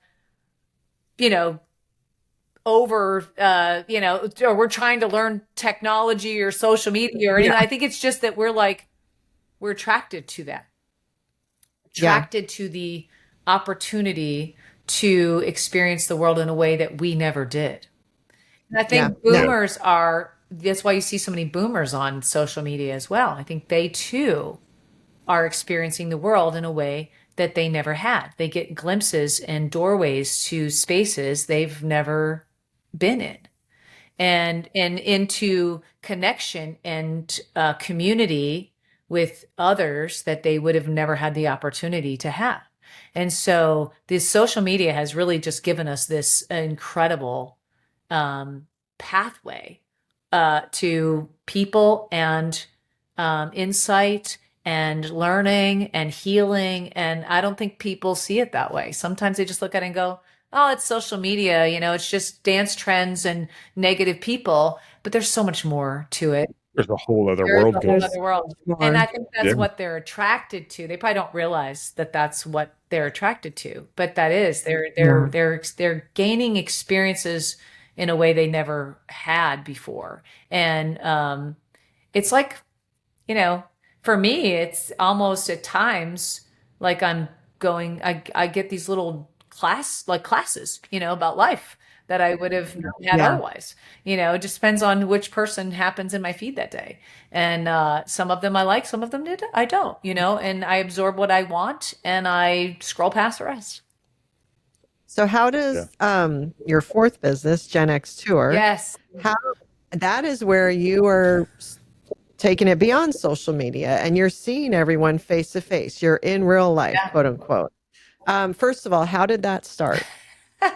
So, one of the biggest questions I always would get was how can I see you? Like, are you on stage somewhere? How do I just want to hug you. I get that a lot. And I'm like, you assume I'm a hugger, but but I just want to hug you, or they just want to meet me. They want to hang out with me. They want to have a drink with me, whatever. And so I would hear that so much that back in 2023, I decided to do a cruise, like just myself, like me and a small group of people. I just like, if anybody wants to go on a cruise, like we should get together. And so we did. And it was one of the most incredible experiences of my life. 5 days with just hanging out with a bunch of Gen Xers, complete strangers I'd never met. And we had just an incredible time that I walked away from that wanting more. Like I was like, I'm going to do this again. And so, but I didn't want to be the center of attention. That's a lot of responsibility. And I was on that cruise. And, I thought I should reach out. I should get somebody else to do this with me. And at the time before that cruise, I had reached out to Kelly Mano, because she was one of the few Gen X creators I knew at the time, to see if she wanted to do something. I asked her to come on the cruise and she was like, I don't do water. So I was like, okay, maybe we should do something else. And we talked about doing something in Nashville and it just never transpired. We didn't have the time to get it together or whatever. So anyway, fast forward, I was in Las Vegas last April for the Cheer Choice Awards. And I met the professor, Nick Harrison, there, who I also love. And I was like, dude, I loved him. We gelled right away. And I was like, we should do something together. We should collaborate somehow. And I was like, you should come on a cruise with me. And so he was like, well, before a cruise, we should get together or whatever. And I was like, yeah. So we got talking and I was like, well, I talked to Kelly Mano last year about doing something and she seemed interested. Let me reach out to see if she's still interested. So she was interested. Then we folded in the Dad Bod Veteran. And before you know it, we're like, let's go to Nashville. And we thought, Kelly especially, thought we were just going to get together and hang out in our pajamas and eat bonbons and pizza all weekend, and have a good time. And we were all down for that. We were, in the meantime, we will go to a bar and we'll just tell people in Nashville that we're at this bar and they can come hang out with us if they want to. And, there's between the four of us, we have 25 million followers. So we're like, somebody's going to be in Nashville. And so, it didn't turn into that. Nick was just starting to do some improv at the time. And I think he had the itch and he was like, we should do a comedy show. He's the youngest of us all, by the way, born in 80, July, by the way. So I'm like, you're like participation trophy Gen Xer here. Like you barely made it, bro. So, anyway, he was like, we should do a comedy show. And me, Kelly, John, which is the dad bod. None of us have ever never done stand-up. I was like, I'm not doing that. I'm not a stand-up comedian. I'm not doing that. He's like, I think you guys can do it. You can do it. Long story short, we did a comedy show in Nashville and we did 2 comedy shows in Nashville and an after party at Pence Mechanical, which is this barcade thing. And over 550 people came. And so we were like, what the fuck? That was crazy. So we decided to do it again in Cleveland, Ohio at a dueling piano bar, which was amazing. Incredible. It was the vibe of the music and the comedy. And there we sold that show out. And anyway, what came out of that was we were like, we probably are going to have to keep doing this because people kept saying, when are you coming to my city? When are you coming to my city? And we kept selling out show after show. And so just in June 1st, we were in St. Louis, which is Kelly's home city, and played the factory of 2,100 people, and we sold it out. Wow. That's awesome. Wild to be walking on stage with 2,100 people. Oh my gosh. It was insane. And now the energy must be nuts. The energy was Electric. electrifying. It was, I Yeah, yeah. can't even describe to you. It was just, and then, so it's not just a comedy show anymore. So I think between the comedy show and the dueling piano bar and all that, it's kind of a little bit comedy, a little variety show. And so we brought a millennial in now. He's our host, Justin Ruppel. And, he does over 300 voice impressions. And so, you know, he's our resident punch you in the arm little millennial we get to pick on. He's part of the show now. And we've brought in a musician that is there that, you know, helps us out with cues of music. And so it has turned into like a little bit more of a movement. I mean, it's people come, they get to laugh, they get to feel seen, they get to feel validated, and they're around a bunch of people that have lived a very similar life to them, and they get a good dose of nostalgia, and they walk away feeling lighter and uplifted, and this sense of belonging. And it's just a wild thing, man. Like St. Louis, everybody lighting up their phones like lighters in the audience. Yep. Like it was just this crazy experience where I was like, what the fuck life am I living right now? Like, this is insane. I would have never thought that would ever be something that would come to life purely out of making videos about my generation, or any of us for that matter, because we all make our own versions of generational content. And combining the four of us together was like Wonder Twins activate. I can't even explain it. It was just like this crazy combination of powers that just has been crazy and insane and magical and amazing. And the first show we did, it was what was wild was we've learned a lot. In Nashville, we had so many people come. We went to Pins Mechanical for like the after party. And all four of us got pinned down in 4 different corners for like the entire time we were there. It was like 3.5 hours with a line of people that was wrapped around the fucking building just to come and meet us. We were like, what the fuck is this? And so Kelly was like, we're never doing that again, because she's never left her house. She doesn't leave. She's like, I don't leave my house. Okay. I don't fly. I don't travel. I don't leave my house. I don't go on water. Well, now we have pulled her so far outside of her comfort zone. We have put her on planes. She's getting on a cruise. She's doing all kinds of wild shit. Awesome. And she was just like, that's never happening again. So now we have a very carved out meet and greet. We limit the number of people.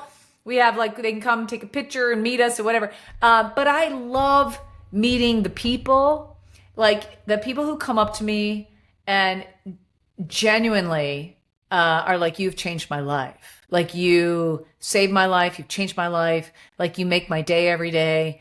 Like, I take that shit so seriously.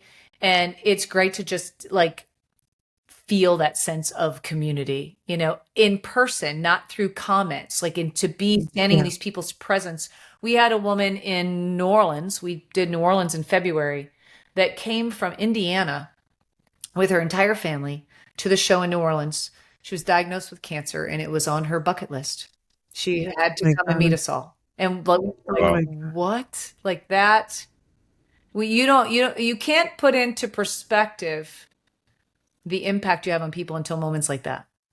Yeah. Like you take for granted almost those moments until it happens. What is that like though? What you're describing is like a rock star, right? It's movie star grade stuff, right? If someone we're big fans of Billy Strings. We saw Billy Strings up in Pennsylvania last year, and I was just like, I went total fanboy, total jackass mode. And he was just like, what's that like to have? It's got to be such a surreal thing. It's so surreal, and it feels like I'm in a dream. Like when people call me a celebrity, that feels weird. It almost, there's like this repellent almost that feels fake. I have imposter syndrome, so that is really difficult for me to digest and process. But in the beginning, it was, it felt uncomfortable. I've gotten a little more used to it. But it's still, there are still moments where I'm like, well, I told you in St. Louis where you're like, I was like, where the fuck am I right now? Like, how is this my life? How am I standing on a stage with 2,100 people in the audience that are all cheering for us, and then come up to you afterwards and hug you and just want to love you and tell you how much you've changed their life? Or like I said, I mean, that wasn't the first cancer patient. There's been other people, but to have her come and say, this was on my bucket list. I want to do this before I die. We were like, what? Like, what? Like, that is really hard to like process in your brain and connect with, like, what did I say or do in my stupid little 30-second or 60-second videos that impacted your life in a way where you felt like you wanted to come here and meet me before you die? Like, that is wild. And that is really powerful. Yeah, it is powerful. And that's the part that continues to fuel me, of like, I'll never take that for granted. I am very mindful of what I put out into the world, because I recognize the impact it has. And I wish I could answer the thousands and thousands of messages that I get, because I never want anybody to feel like it fell on deaf ears, that I didn't hear them, I didn't listen, but I just can't read them all. There's so many people reach out to me through DMs, and like, they just want to thank me. They just want to tell me their story. They just want to let me know that I somehow impacted them. And that there are times that that's really overwhelming, where it's just like, it's hard, because it is so powerful. It is so significant. It is so surreal that it feels like I'm on another planet somewhere. I have to pinch myself sometimes, be like, Yeah, no, it's really cool. Really cool. I am very humble and grounded, and I will never feel like, I make sure in those moments, like, I'm like, remember who you are. Like, I'm not a rock star. I'm just me. I'm just normal, everyday person that never wants to lose that grounding of like, I'm just human. I put my pants on just like you do. We're just the same. Yeah. But that's why you connect so strongly with these people, is you're authentic and you're real, and what you shared came from inside of you, and that's what's drawn them in. Yeah. And so it's interesting to be in the midst of you being your most in this season of your life, when you're being your most authentic self, even though it's a fluid thing and you're always working on it, but you've created that foundation to also have imposter syndrome at the same time. Those two things don't totally go together, right? It's kind of like, you are being real, you are being your authentic self, but the accolades are so vast that I'm sure there's that feeling of, I don't deserve all this. Is like, where is this coming from? But it's simply because you truly are representing authenticity for a whole generation. And for our generation, as we talked about before, that's such a big deal. Yeah. It's a lot of weight to carry. Like, the number of people that call me, like, you're our GenX spokesperson, our GenX queen, whatever, like, those are big labels for me that I'm like, I didn't set out to be a voice of a generation. Like, I didn't. And I don't consider myself like a voice of a generation. Like I said, I'm just me. But yes, imposter syndrome is really difficult to manage while I do show up as my real self, but there's some voice inside of me. And I think it still stems from childhood trauma. And you said something about, like, I forget exactly how you said it, but basically, like, being your authentic self, but not, essentially, we were never good enough growing up. You know what I mean? Like, you were never allowed to be too big for your own britches. You were not allowed to be, you weren't allowed to be confident out loud. Like, we weren't would celebrated. knock you down. Especially as girls. Yes. Yeah. Well, yeah. Especially as girls. Let you know, like, you're not all that in a bag of chips. Yeah. You know what I mean? They made sure to let you know. They would tear you down intentionally to check you, to put you in your place. And so there's this voice in my head that is still saying, you're not real enough. That's not real. You're a fake. Like, these people think you're this, you're not. Because that is in there somewhere in that wiring that is like, no, you're not good enough. You're never going to be good enough. And so the imposter syndrome steps in, where it's like, nope. And that's an inherited belief system. I didn't I inherited that from other people. And so, generational, the generational inheritance that Gen X got from the boomers and the silent gen is heavy shit. And one of them is just what, that I think a lot of us struggle with imposter syndrome. A lot of us struggle with, am I good enough? And I try to put content out there that tells people you are good enough exactly the way you are, but I still struggle sometimes to believe that myself. And I'm honest about that. Yeah. There will be some asshole that's ready to tell you that you're not good enough and that you don't deserve it. Always. Right? It's there. It's Yeah, coming. that's just projection. Yeah, but yeah. no, I think that But I don't need somebody to tell me. I tell myself. Yeah. I got that covered. Yeah. Fuck off. I think we're as a generation, most of us are pretty good at that. That's what we're fighting, right? Daily, because who do you think you are, and knocking us down was kind of how it was. So Yeah, they didn't want you to ever feel like you were better than them, or that you were too good. Like I said, or you were either too good or too big. Don't get too big. The one I remember: don't get too big for your britches. Like, don't celebrate yourself. Don't do that. If you felt good about something and you were trying to celebrate it, they would make sure to tell you in a way that you felt bad for celebrating yourself.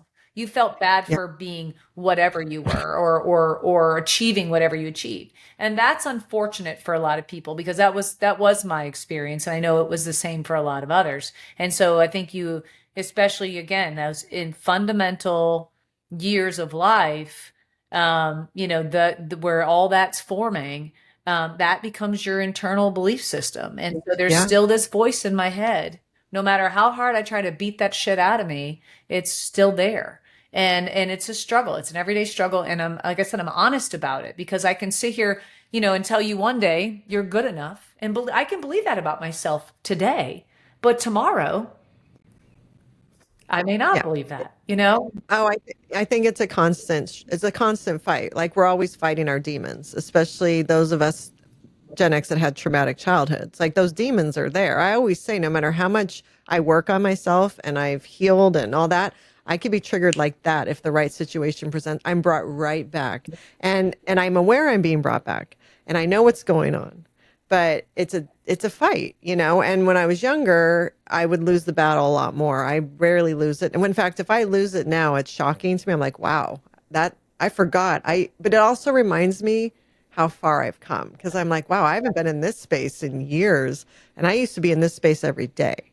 So it's also sometimes a reminder to me to be proud of myself and to see how far I've come and how much I've won. I'm winning the battle, but there's always that threat. They're around the corner. They're never totally gone. Yeah. So, I feel that. Yeah. So, but the whole celebrity thing, rock star thing, whatever, that imposter syndrome keeps me from embracing that feeling, or that title that people give me, that label, that just feels weird.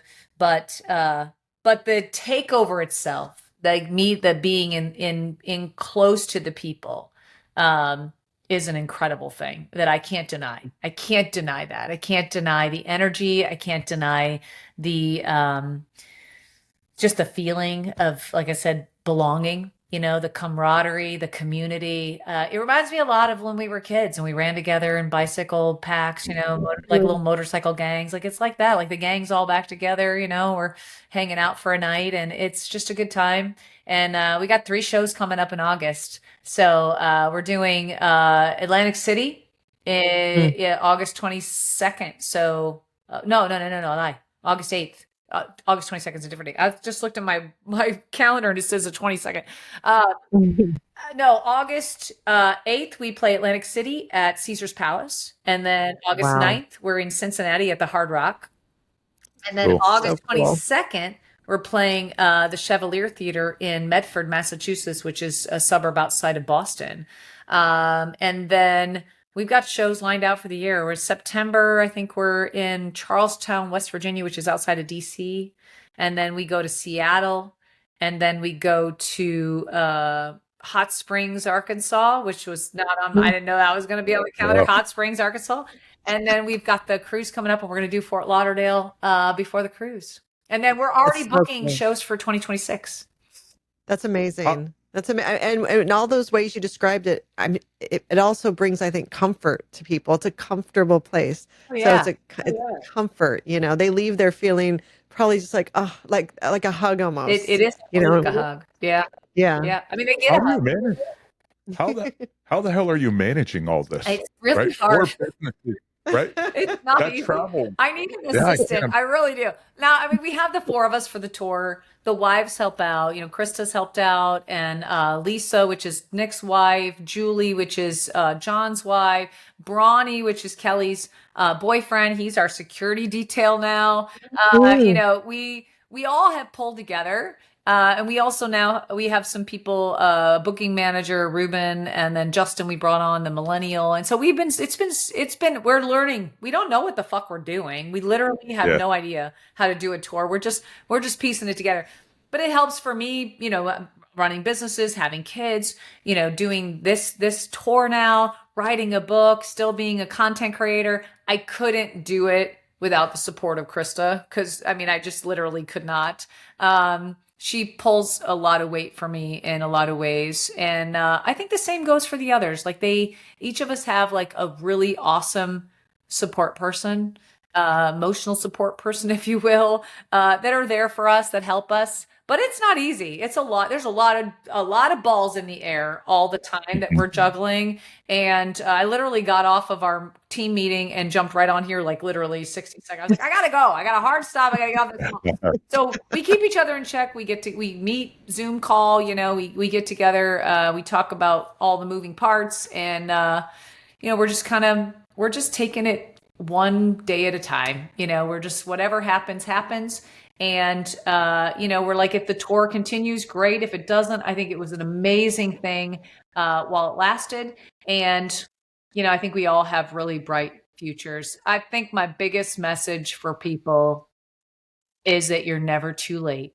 Who would have thought all of us in our frickin' 40s and 50s would be on stage for the first time? Now, I mean, I did not this kind of stage, but for the first time doing stand-up comedy, doing on a tour, you know, just meeting thousands of people.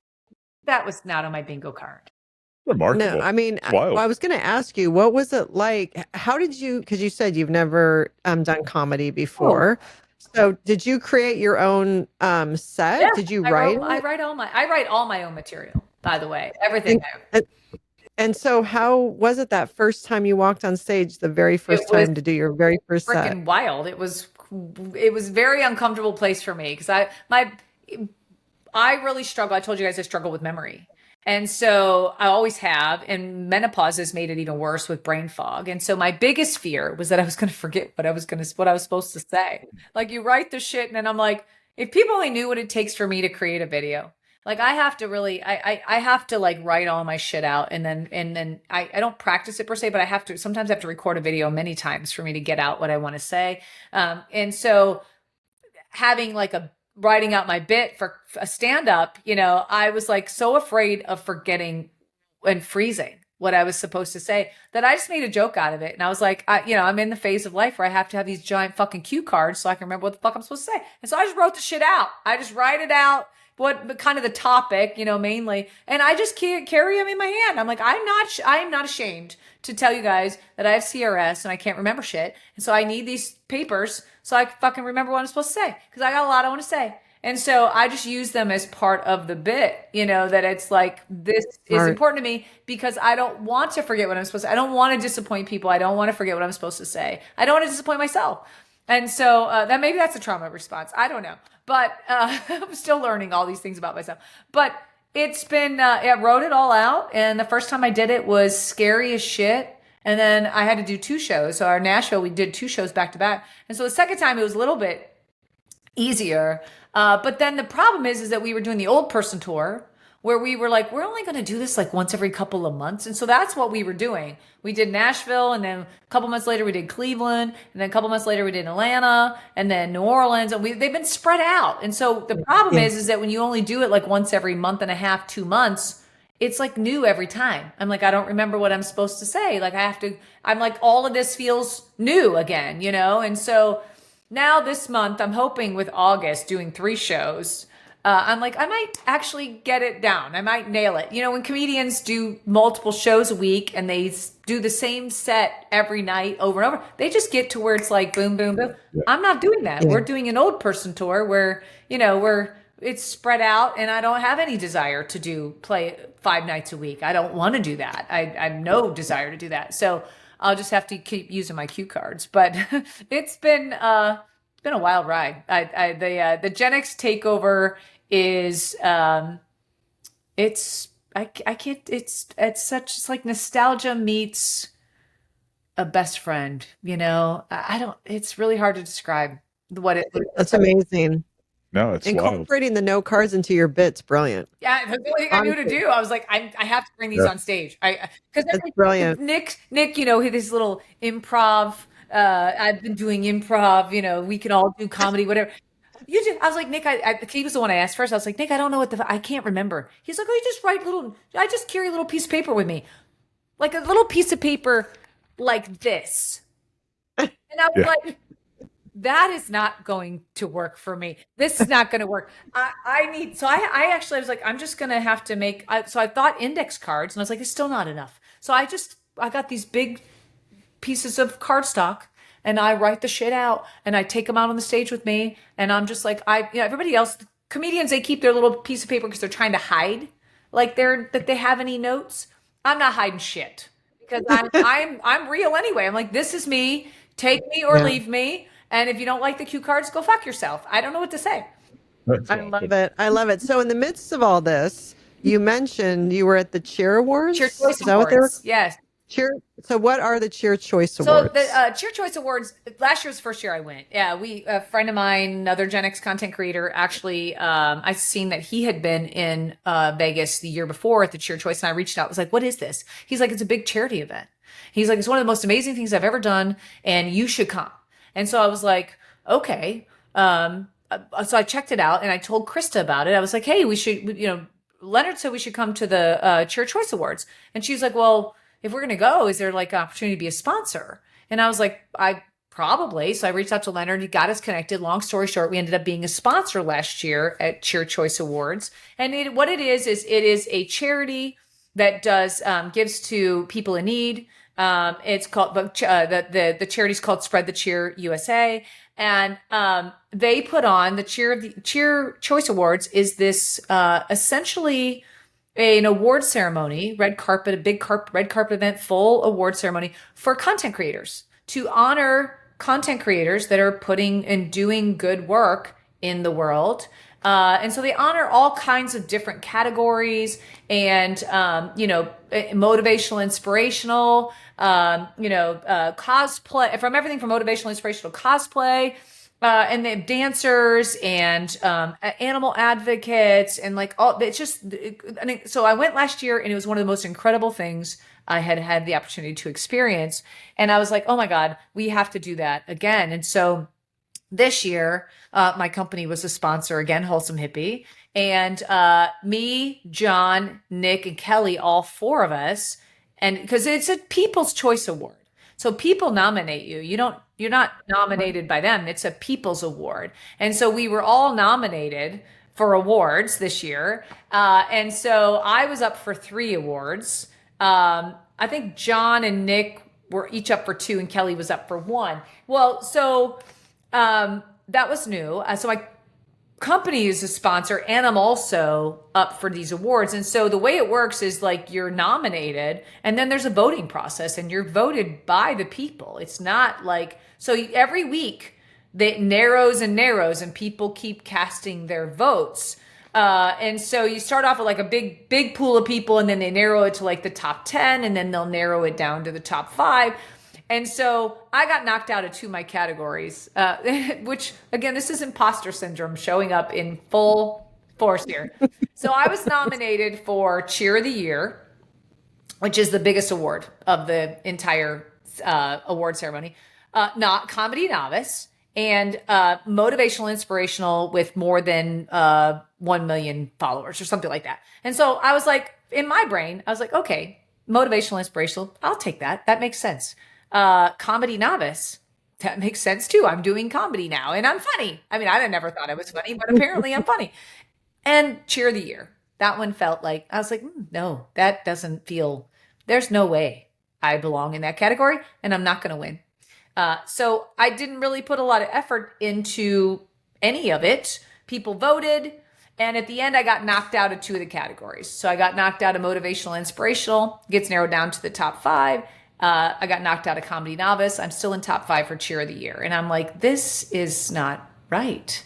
And people are like, what are you talking about? I'm like, this category is for people that are making a real difference in the world. Like people that are doing like God's work kind of shit, you know, like they're really out there doing impactful things. I just make stupid, funny videos about my generation. Like this is not right. Long story short, I won.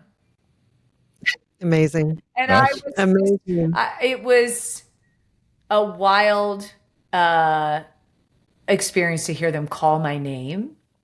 So because I was a presenter as well, I was presenting multiple categories. I was in the back. I was backstage when they were announcing my award. And so I didn't even know they were doing my award. I was like backstage doing other shit. They called all of the presenters to the back. And so I was in the back and all of a sudden they're like, will the real Slim Sherri please stand up? And they're like calling me out on this stage. And I was like, what? Like I didn't even prepare a speech because I was convinced I wasn't going to win. I was like, there's no way I'm winning that award. It's actually the one, I don't know if you see the Heart Award back here. The Cheer of the Year Award. So that Beautiful. was wild and weird and felt crazy to me. I can't imagine. Did you have to give a speech? I did. I had to go out there and give a fucking acceptance speech. I didn't even prepare one. I didn't know. I was like, what I said, I think what came out of my mouth first was this doesn't feel right. If you were giving me an award for the most swear words in a year, this would fit. This would make sense to me, but this doesn't make sense. But here I am. And so the fact that was a people voted award was like crazy to me. That I just really, I'm still, I think, processing that a little bit. I still am like, I can't believe I won that award. It didn't feel like I should have. It just shows, though, the effect you have on people in their regular life. The fact that you have become such a special person on the daily for people, and that's probably where that came from, because of the consistency you put in and the connection you've made. You know, that's it right there. Yeah, I mean, well, especially because during the voting process, you have to vote. You vote every day for a certain period of time, and so you only get to vote once per day. That's it. You get 1 vote a day. And so the fact that many people continued to show up for me every day and vote was like crazy. Like I was like, wow, that's so, I don't have words to describe it. Like it was just so out of body almost for me. The thought that somebody would do that in my honor, you know, it's like. You have a community. You've built a community. I do. 100%. Yeah.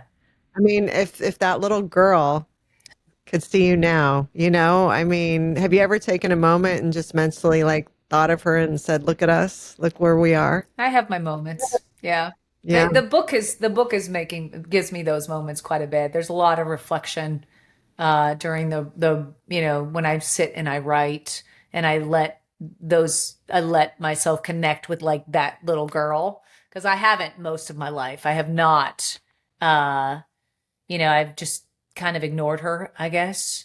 And so now, when I sit and I write, we visit a lot more. And so, yeah, there's been a few moments like that where it's like, all the things they told us we couldn't be, and all the ways that they held us down. And look, that's why I said, you're never too late.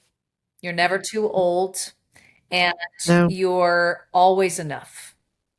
I say it because I mean that. I mean, I struggle at times to believe that the last part, because it's a process for me to unbecome all of those things that people gave me, right? That the inherited belief system so it takes a while. Maybe always healing is a journey. It's never done. Healing happens forever. And so it's learning to, I believe it more now than I used to. So yeah, we sit sometimes and we talk, me and her. You're honoring her, through everything you're doing. Because I get it. I ignored my little girl too. And then one day I thought, you know what? I'm going to stick up for you and you deserve to come along on this ride. And everyone ignored you. I certainly shouldn't be. Yeah. Like, I should be the last person ignoring you. So I'm going to now recognize you and honor you, and you're going to come with me and have all the things that you deserved. So, but you have to be in the right headspace to finally let her join on the journey. Oh, I You completely know, agree. It wasn't easy. And part of that, the ignoring, we were taught that. We were yeah, taught to ignore our own feelings, our own body trying to tell us. The body, the body tells you. It is an alarm system. And we ignore it. We ignore the pain. We ignore the sadness. We ignore our own needs. We sacrifice so much of ourselves for our children, for our families, for all the expectations that people have of us, the world at large. And we were taught to ignore that. And so when you finally are like, okay, I'm not going to ignore you anymore, the experience that comes with that is like, almost indescribable, like this yeah, reuniting. It's reuniting with a part of yourself that you had left behind for so long, for yeah. decades. Almost like you buried her. I buried mine. Like to me, I was like, she's dead. That part of me's dead. And now Yeah. it's like, oh, she's not. I've resurrected her, and we are getting to know each other, which is Yeah. an experience in itself. Yeah, it's cool. So, as far as the book, when did you start it? I actually started writing it about 2 years ago. Yeah, Wow. and I stopped. I originally was writing it with my sister-in-law, a different book, actually. So if I'm really honest, the book I'm currently working on, I've only been working on for about a year. Mm. Maybe not even quite a year. But the original book I was writing with my sister-in-law. She has a PhD in English literature. She's fucking smart as shit. Like, she writes, and I was like, she knows me better, like almost as good as anybody else. I was like, she can really capture my voice. And she was writing with me, co-authoring. And then it just, with her job and my work and whatever, it just got tabled. And so I decided I was going to try on my own to write a different book. And so this is more a little bit memoir, self-help, um, motivational development. I don't even know where it's going to sit just yet, but it's kind of a little bit of all of that. And I've really, the last probably 3 to 4 months, been putting a lot more into it, which is hard with the tour and everything else I've got going on. So I've tabled it, but I've just recently tried to get back into it. And it's like uncovering buried, shit from thousands of years ago. It's crazy, but I'm really, I believe in it. I believe in the work I'm doing. And I think if I can figure out how to organize my thoughts in a better way, I think I'll get it done sooner or later. I'm also a perfectionist, also another inherited Mm. thing that I hate. It's a positive and a negative at the same time. So it can be very debilitating because I overthink and I'm like, it's not good enough. It's not good enough. It's not good enough. Well, and you get stuck in analysis paralysis, Yeah, I mean, there's where not you much just to can't analyze. move The forward. story is what it is, but I will Mm. overanalyze how I wrote it. Yeah. I'll Right. overanalyze Yeah. the structure I put it in. I'll overanalyze the arc. I'll overanalyze all kinds of dumb shit where I'm Yeah. just like, God, if you would just fucking stop already. It's exhausting, but Well, it's a part of me. And so I'm writing it. I thought in the beginning I was writing it for my fans, like that they want more, they want that longer form. They want to know my story. They want to know, how did you get where you are? Like, how did you get there? What is the map? Where's the blueprint? They want to follow those dots. I get that. And so I thought originally I was writing the book for them, but I've realized the deeper I go into it, I'm really writing it for her. mhm. Mhm. I'm sure that's exhausting. It is very, thank God for therapy, because I Yeah. go Yeah. I Yeah. go and sit with my therapist sometimes, and I'm like, holy shit, because we'll check in. I only have it once a week. We'll check in, and then she'll be like, well, how's your week been? And I'll just be like, all these discoveries or whatever. And thank God I've got somebody to like talk it Yeah. through. But there's a lot of, it's trying to get through the um, extraction of all the shit, pulling all that out so that you can Yeah. get to the good stuff. And Yeah. so that is exhausting. And you can't force it. No. It's coming through you. It's literally coming through you. And and also there's only so long you can do it because you do get mentally and emotionally drained. Yeah, I have to take a So break it's here a and there. I process. do. I've Yeah. recently, just in the last week or so, started working on it again, but I had taken a few months away from it because I had to, because it was so heavy for me. It's a heaviness that, puts me in a space that I don't live in anymore, and Yes. it's also putting me in a space that I've never lived in. I can't say never, but I haven't since I was a little girl. So Yeah. that's also putting myself in that space, in that time, so that I can write about it is almost, I can't do it for a long time because it traumatizes you all over again.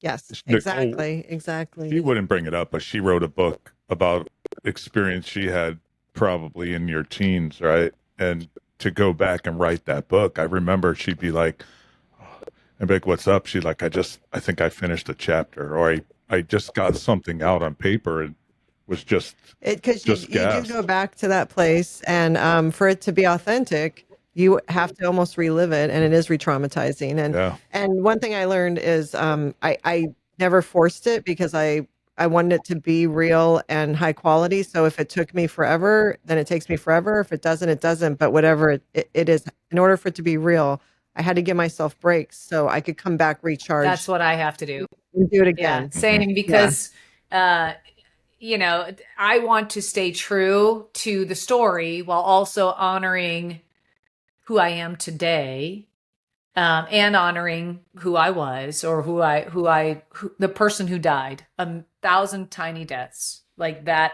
part of myself. Um, I want to honor all those parts. And to do that, I have to be able to step away and recharge or reset, if you will, and bring myself back into, like, you're not there. You're not living in that space. And it has given me a lot of revelations for my EMDR therapy. It's like in kind of chronologically going through my life, especially as a child, like it's pulled out things that I didn't even really remember. And with EMDR, you can pick a target memory or target memories to work through. And it's allowed me to pull some things out where I'm like, that makes sense. I need to work on that. Like I need to focus on that and work through that, because it's allowing me to, I'm almost in trying to write a roadmap or a blueprint for other people. I'm also discovering the map myself at the same time, where I'm like, I can now connect the dots in a way that I never really did. And I think EMDR has helped me with that. And I think that process has helped me to be able to get back into writing the book, because it's let me to move past some things, process those, where I'm able to sit in them a little longer than I used to, where in the past it would pull me back into a dark place. And I've learned to take breaks so I don't end up in a dark place. I don't say I it's can't easy. imagine the tangents you would go on, right? You get this discovery and you're like, oh, you go here, then you go here, and you go all over It's it, like a the spider spider. web. It is. That's actually in the book. Yeah. I Yeah. talk about the spider web, kind of like Yeah. What a trip. how it is, how you take this tiny little dot, and then all these, there's just this expansion. And when you start connecting things together, you have these revelations where you're like, oh my God, now I can see why I either Yeah. react this way, or why I am this way or that way. And it has been a revelation for me. Almost every time I sit down to write, there's like a new revelation, a new, um, something I crack open where I'm like, holy shit. And so I think you have, what I hope to share with people more than anything is that you can get there. You just have to be ready. You have to be ready to receive that. And I think for most of my life, I really wasn't. I was very closed off. Like I said, I had a barrier to therapy. So although my mother moving here was challenging, has been challenging for me, I think it pushed me into places I wouldn't have gone maybe otherwise. Now you're still on a very big healing Yeah, journey with everything you're I have doing. been on one for a Very, long time, but yeah, I'm more a little more an accelerated experience of yeah, it now than I was. yeah. So if you could give the younger generations, meaning they're just getting out of college, they're at that age, that early 20s age, early 20s, mid 20s, late 20s, and they're struggling, they're adulting for the first time. They are dealing with social media and comparing their lives to everyone else, and feel kind of lost, as sometimes for a lot of people the 20s can throw you off. What advice would you give to the younger generations? Well, number one, stop comparing yourself to everybody else, because I talked about this earlier that it's not a lot of it's not real. So you're comparing yourself, especially through social media, to something that is unattainable and inauthentic and not real. So number one is always be true to you. Like I wish I'd have known that so much sooner in my life, of just be you. Don't fake it for people. Just be who you are. But more importantly, um, is that you don't have to have it all figured out yet. You There's no such thing as grown-ups. Okay? We're all winging the shit our entire lives. We fake it really well, but we are not, none of us know what we're doing. So you don't have to have it all figured out. And so that idea that somebody sells you that you have to have your shit together by the time you're 30 or something, that's bullshit. It's a lie. And the world is full of so many lies. So don't believe them all. And that is a big one, is that it's okay to not have it all figured out and to just take life as it comes, experience it, embrace it, enjoy it, and fuck everybody's expectations. Like, stop worrying about what the world expects of you and just do what makes you happy. Because when you do what makes you happy, it'll never feel like work, number one. Work won't feel like work. It'll just be something you enjoy doing and it brings you joy. And my last piece of advice to them is to not work, not live to work, but work to live. Because I spent my entire life doing the opposite, which was living to work, and I missed so much of my life. And so that's my other big, that was my big driver for when I quit my job, is I just was tired of chasing something that didn't bring me joy. I wanted to, actually, I'd listened to a leader in the company at the time. It's his fault I quit. I'm joking. Listening to him speak to the group, a big giant group of leaders, because I was in leadership at the time too. And he was the one that talked about his family.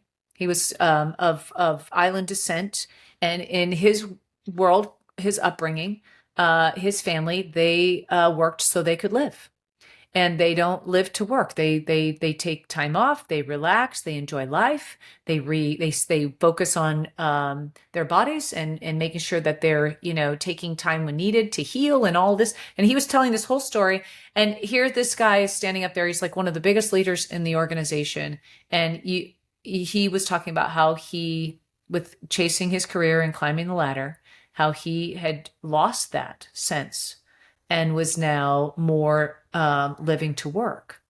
And it was something that he said to me about that whole work so you can live, that I was like, I want that.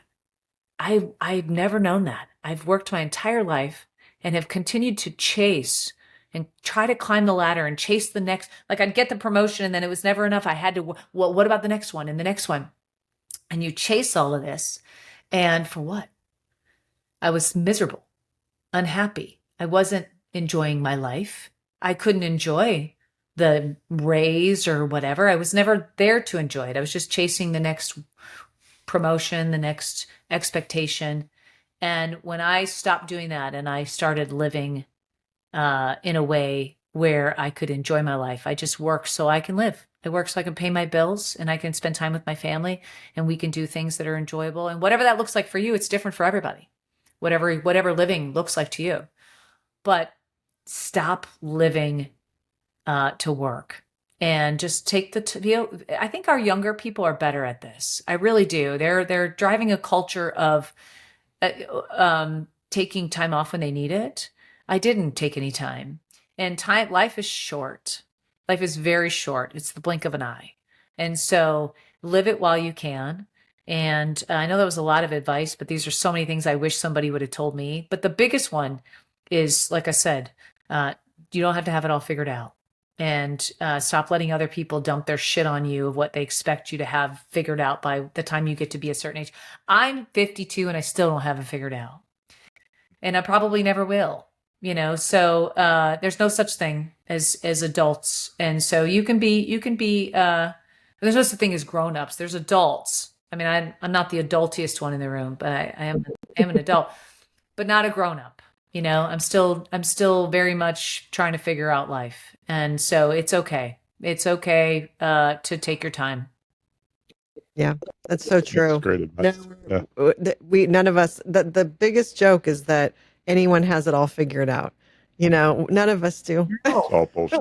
We're all learning. We're all figuring it Some out. of us just fake it better than others. That's yes. Like everybody's, everybody thinks the boomers had the shit. Like we thought our parents had it figured out. But the more I've gone through this process of like uncovering and discovery and whatever, I'm like, what I've discovered is they didn't have it figured out either.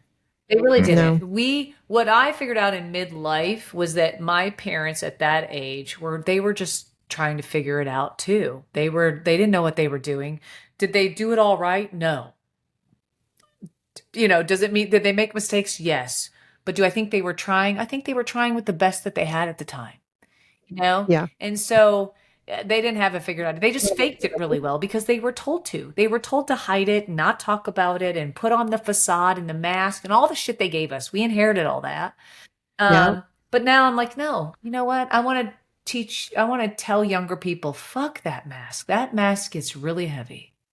It's heavy. No, and we're doing it. We're talking about the things and we're sharing that advice and we're talking about the hard topics so that they don't have to mask, that they can start living authentically way earlier. That's why I said you don't have to have it all figured out. You don't. No, not at all. You probably still won't have it figured out when you're 40, and you might not have it figured out when you're 50. Anybody who tells you I've got it all figured out, they're a fucking liar. Yeah. It's so true. It's so true. Now, before I ask my last question, do you have any more questions? I don't. I think you've lived a remarkable life. It's awesome. Oh, yes, absolutely. Really super.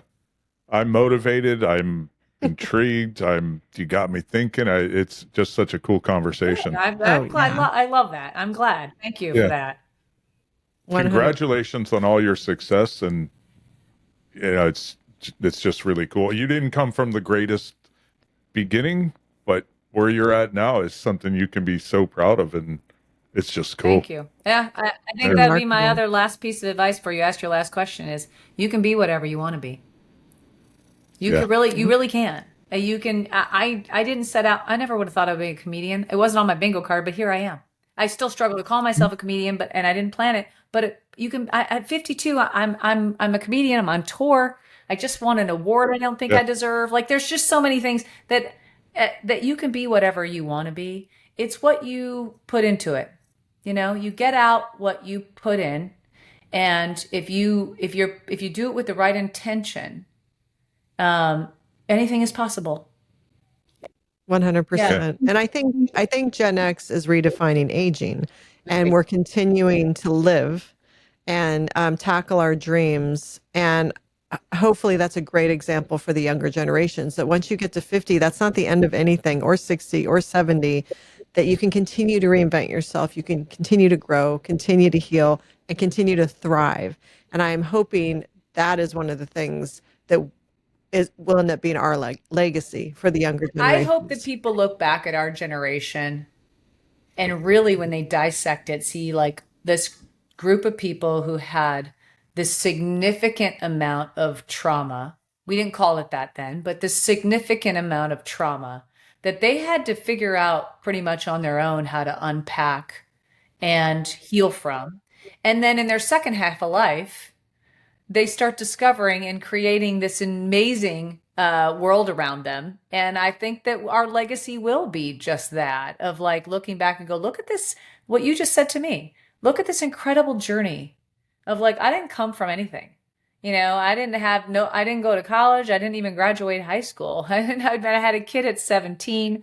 I struggled a lot of years, and to land here where I'm at, I could look back and go, that was all by accident. It wasn't. It was all through intention. And finally, somehow on this unlocking some door that always felt like a mystery to me. It felt like I wasn't allowed to. I knew there was something on the other side, but I didn't know how to get there, And so I hope that people do look back and go, look at all that they persevered, all that they overcame, all the, a lot of us, not all of us, the generational inheritance that we were willing to trash. Say, fuck that. We're not going to do that. And hopefully what comes of that is that the future ends up being a lot brighter than the last 50 years or so that we have seen. I'm hoping that is our young people will pick up where we left off, and will just, make a better world. There's still a lot of shit we got to undo, and unfortunately, in a lot of ways, our generation is in the way. In some ways, we are in the way. Not all of us, but some of us are. And until just like we like to talk about, the boomers won't retire and they won't get out of the way, there's some of us that won't either.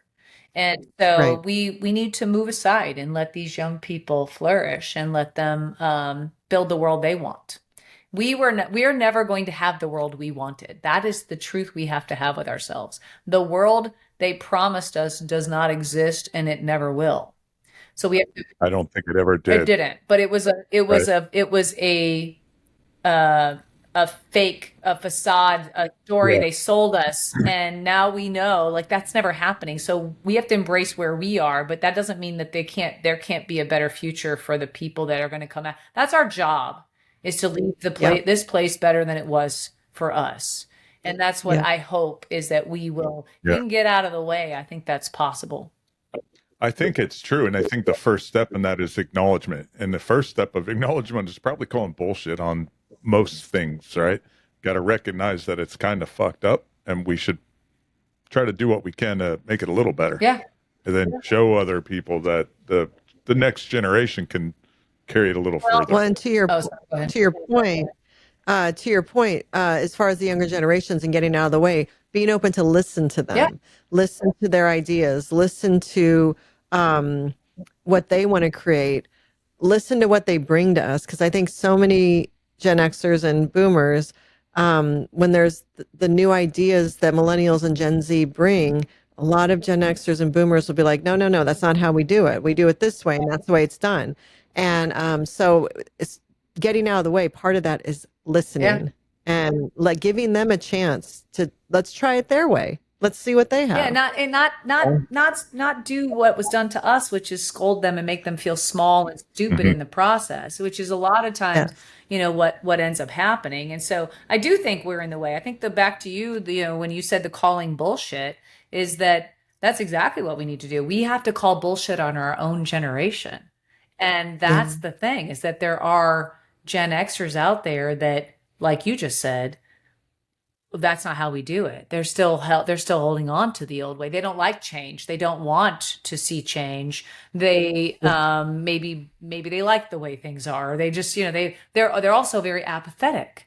It's comfortable. It's comfortable. They're apathetic. They don't care. And so we need those people to get out of the way. The people that don't give a fuck. They're like, fuck fuck everybody else. Yeah, but the problem is in them doing that, you're fucking everybody. It's like, fuck it, I'm fine.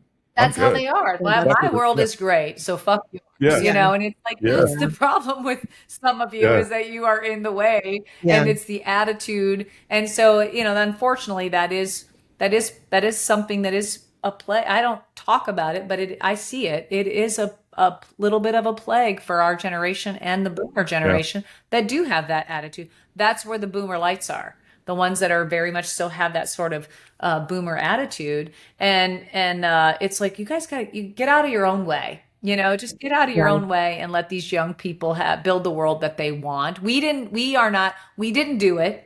We're not too late. We can contribute, but we're not going to build the world that was promised. It's not coming. So we have to make something Yeah. new. And to do that, we have to get Yeah. out of their way, is what I think. Yeah. Well, and I think the combination of those of us who are trying to break the cycle with the way we raise our own children, and then combined with talking about things and not being shushed, because we were shushed for so long. And we're like, we're not going to shush about this anymore. We're going to talk about all these things.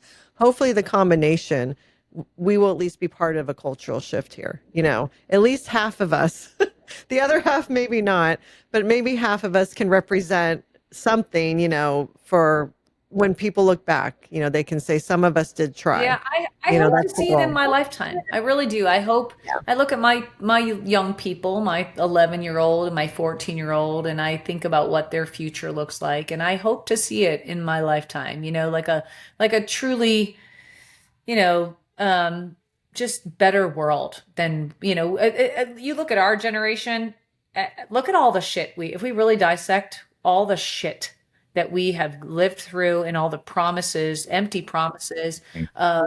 know, it's like, how much more can we take? I just don't even know. You know, it just feels so much. Then it just doesn't No. seem to be lightening up at all. It just seems to be getting wilder and crazier.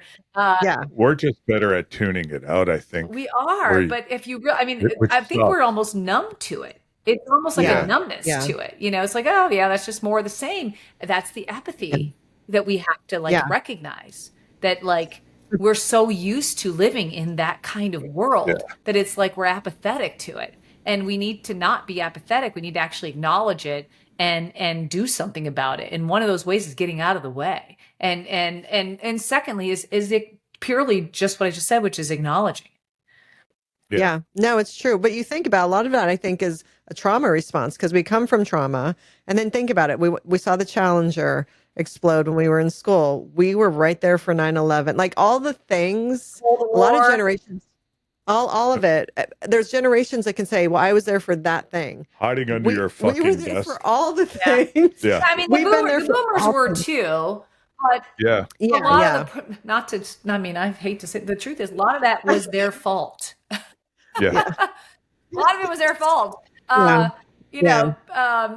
know, but the boomers, they went through a lot of shit too. I mean, they saw They the civil did. rights movement and the women's rights Yeah. movement. I mean, they've been through a lot of shit, and that's Yeah. why they're even worse than we are, because Yeah, they are more their fucked up. apathy to all of that Yeah. they have been through, all that they Yeah. have seen, all that they have fought for, and to be so apathetic at this point in life and not willing to get out of the way and not willing to acknowledge that we need change is really a problem. Because Yeah. some of the boomers are only in their 60s. Well, Yeah. they've Yeah. given up, I think, right? I think that is a difference. A lot of them have given up. Not all, right? I don't want to paint too broad of a brush, but a lot of them have given up. To your point, are very apathetic. They're like, "Fuck it, world's not going to change. I'm good." I think we're kind of in that zone of. I don't think we're willing to give up and be totally apathetic. I think we're trying to do, move things forward a little bit. But in 10 years, maybe we will. I don't know. Well, hopefully. I mean, you the hope older not. we get, the harder it gets. I'm not going to Harder, lie. yeah. I know, but that's why we just all have to keep living and I think thriving and that's where, staying plugged in. I think that's where honesty comes in, being honest with Yeah. Yeah. I think we have to be honest Yeah. with each other. Absolutely, 100%. Have you guys seen that meme in the last day or so of I think it was the Challenger, right? The Challenger blew up. Everybody, and we all watched it in school, and it was like, oh, remember when the Challenger blew up? We were all watching it in our classroom. And then all of our teachers said, okay, everybody go back, Yeah, go to math. go back to math. Yeah. Yeah, Yeah, no, I've that's seen perfectly it. There's a lot of sums it jokes up. about it. It's true. Yeah. Yeah. Because that's how they It's- dealt with it's- it. It was like, well, that happened. Back to class, you know, Yeah. like nobody We're talked not- about it. We're not going to talk about it. No one talked about Yeah. it. Okay, my last question is always, where do you see yourself in 5 years? I mean, I think I've pretty much talked about all of that. Like I see myself with a published book. I see myself doing keynote speaking. I'd like to be on stage, empowering and inspiring, groups of people, not in a comedy way, but in a way like this, Right. just truly inspiring people to live a better, more authentic life. And how you get there. Like I see myself doing that. I see myself retiring from like my other jobs. Like I do. I see myself retired. I give myself till I'm 60. I said I'll be retired by the time I'm 60, but not retired from that, like the other stuff. Like, I mean, I still see myself making content. There's so many things I could be doing. But I'm retired from the stuff that, you know, gets in the way of me being able to do bigger things like what I'm doing with the tour and with book writing and stuff like that. So yeah, I see myself doing even bigger things than I'm doing now. Well, I yeah. could see you at a TED Talks. That's where I see myself there. I see myself doing I could see you doing that. Yeah. Yeah. Get the book published and then maybe I'll get there. But yeah, I do. I see myself doing you know, when I look back at my career, you know, I loved being an investigator, but I used to train people how to do what I did. Like I would train the new up and coming investigators. I really loved that. I find that I got a lot of like reward and fulfillment from teaching other people and inspiring other people. And so it's not odd to me that I'm finding my way back to that because it did always fill my cup. And so I just see myself I just want to help people. You know, I don't know what drives me to want to help people other than I spent so long in a place that was just, I was miserable. And to be able to help people find a way out of that, I think is what drives me. Because I know what it feels like and it sucks. You know, I hate seeing comments of people who are like, I'll never have that. I'll never be happy. That makes me so sad for them. Yeah. You know, that they'll never know what that feels like. That's unfortunate. Well, I see all that happening, and when you are doing that, it will be cross-generational. I think that won't be just a Gen X thing. I think when you are out there helping people and your book, that's a cross-generational movement. Not that it's not for Gen X too, but that will be part of helping younger generations because they struggle with trauma, they struggle with mental health, they probably need advice sometimes more than our generation. So I think that'll be an exciting thing for you to take how you help people and you on the daily you're helping people, but to take it on an even larger scale and it will be people of all different ages. Yeah, no, I see that. I also forgot. I think the other thing that's going to help us get there, and I love that you guys are doing is Chris and I are actually talking about doing a podcast. Oh, nice. So we have an interesting dynamic. You know, we both come from very different walks of life. And we both are entrepreneurs. We're married. We have kids. She's in perimenopause. I'm in menopause. She was a teacher. She went to college. You know, I was an investigator. We just have this really crazy, like, we hit a lot of, we just touch on a lot of different topics. And we got talking and we're like, you know, maybe we should do something where the two of us, we both have this desire to really help women, like empower women, especially in midlife. Like, you know, in fact, I quit my job when I was 43 with no plan. You know, I'm entrepreneurial, you know, spirit and all that. Like that you can, again, going back to that, you can do anything. It's just maybe you need somebody to give you some wisdom or guidance or experience that I'm willing to share, you know, that I want to share with people and Christa wants to share. And so we're like, we actually have talked about doing maybe a podcast that might be something on the horizon for us. Like I got time. Yeah, no, definitely. I'm coming from, but her and I could just sit and, you know, we can talk about anything. And so we thought about it. It's a great way for you to what you're offering on social media. It's a great way for you to offer it long form. Yeah, it's just the, you know, her and I talked about it. I was like, it's the edit. It's the editing. And like, you know, I don't care about the equipment and all that shit in the setup because I've got a studio here. This is I've got this room. It goes way beyond this. And we've got room for, because we've been going live. We've been live streaming for our business for almost 10 years. And so we're used to talking to a live audience actually.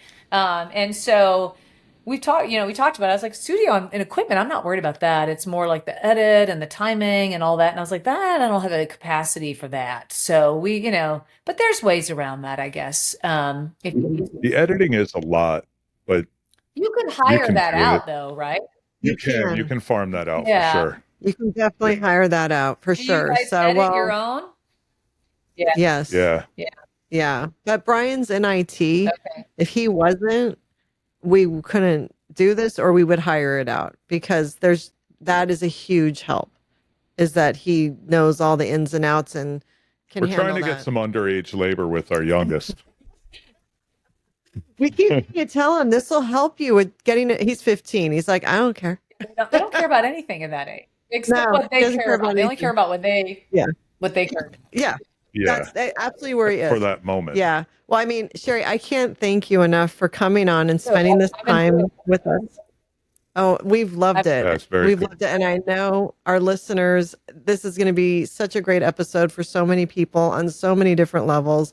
And I know it's going to help people. I know it's going to help people feel seen, understood. It's going to inspire. So again, thank you for sharing all of your story with us, or not all of it. It's really just a glimpse, even though we've been talking for a while. I know there's so much more, but and also, I know people call you Gen X Queen and the Gen X representative, and I know that's a lot, but you definitely are on the forefront of a movement for our generation. And I know it's a heavy weight, but you wear your crown beautifully. Thank you. And with a lot of grace, honestly. And so I'm just congratulations on everything, especially like Brian said, considering, what you went through to get there. And then the word keeps coming in my head as you've been talking is just courage.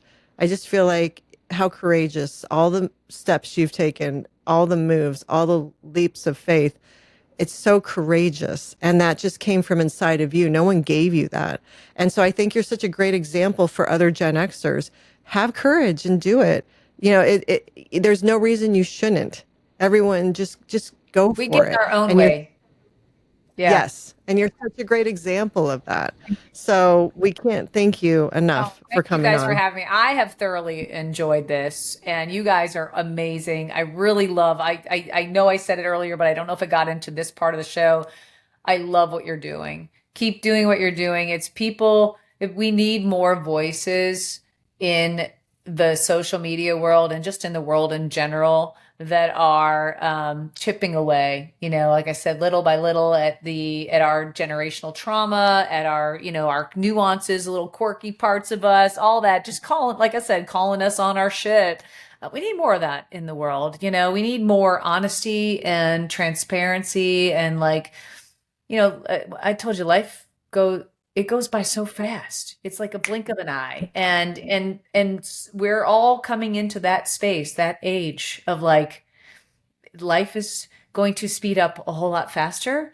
And, trying to just touch people in a way that allows them to live more presently. I think you guys are touching on that. Maybe not in the way that we did here today, holistically, but you are giving people reason to pause and to think and to reflect. And we need more of that in the world. So thank you for what you guys are doing and allowing me to be a part of this. No, that's awesome. Thank you. I mean, it means so much coming from you, and we appreciate it. And again, we're just so happy that you shared your time with us. We know you're very busy with all the things. So, and speaking of I was looking forward to this one. Same. Cool. We were too, actually. Oh, absolutely. But for our listeners, just a reminder, Sherri's boutique is called Feather and Vine, and also check out Wholesome Hippy. Now, is Wholesome Hippy is that its own website, or is that through Feather and Vine? Nope, wholesomehippy.com. HIPPY, hippie. Wholesomehippy.com. Okay. To get, if you look into all natural wellness or beauty, wholesomehippy.com. It is its own brand now. It's actually the stuff that you see behind me there. That's cool. That looks great. All the links will be in our YouTube video. And No, if you listen on Apple or Spotify, all the links will be on there. So yeah, definitely go support Sherri we'll and put all the everything she's links doing. in the description, and also check out Sherri on social media as the Real Slim Sherri. I love that. And then definitely go on genxtour.com. They have 9 more dates left, right? GenXTakeover.com. GenX Takeover. Sorry, genxtakeover.com. And we will make sure that that link is in there too, because they have a lot more shows the rest of the year. So everything for all of our listeners, everything related to Sherri, all the links will be in the description.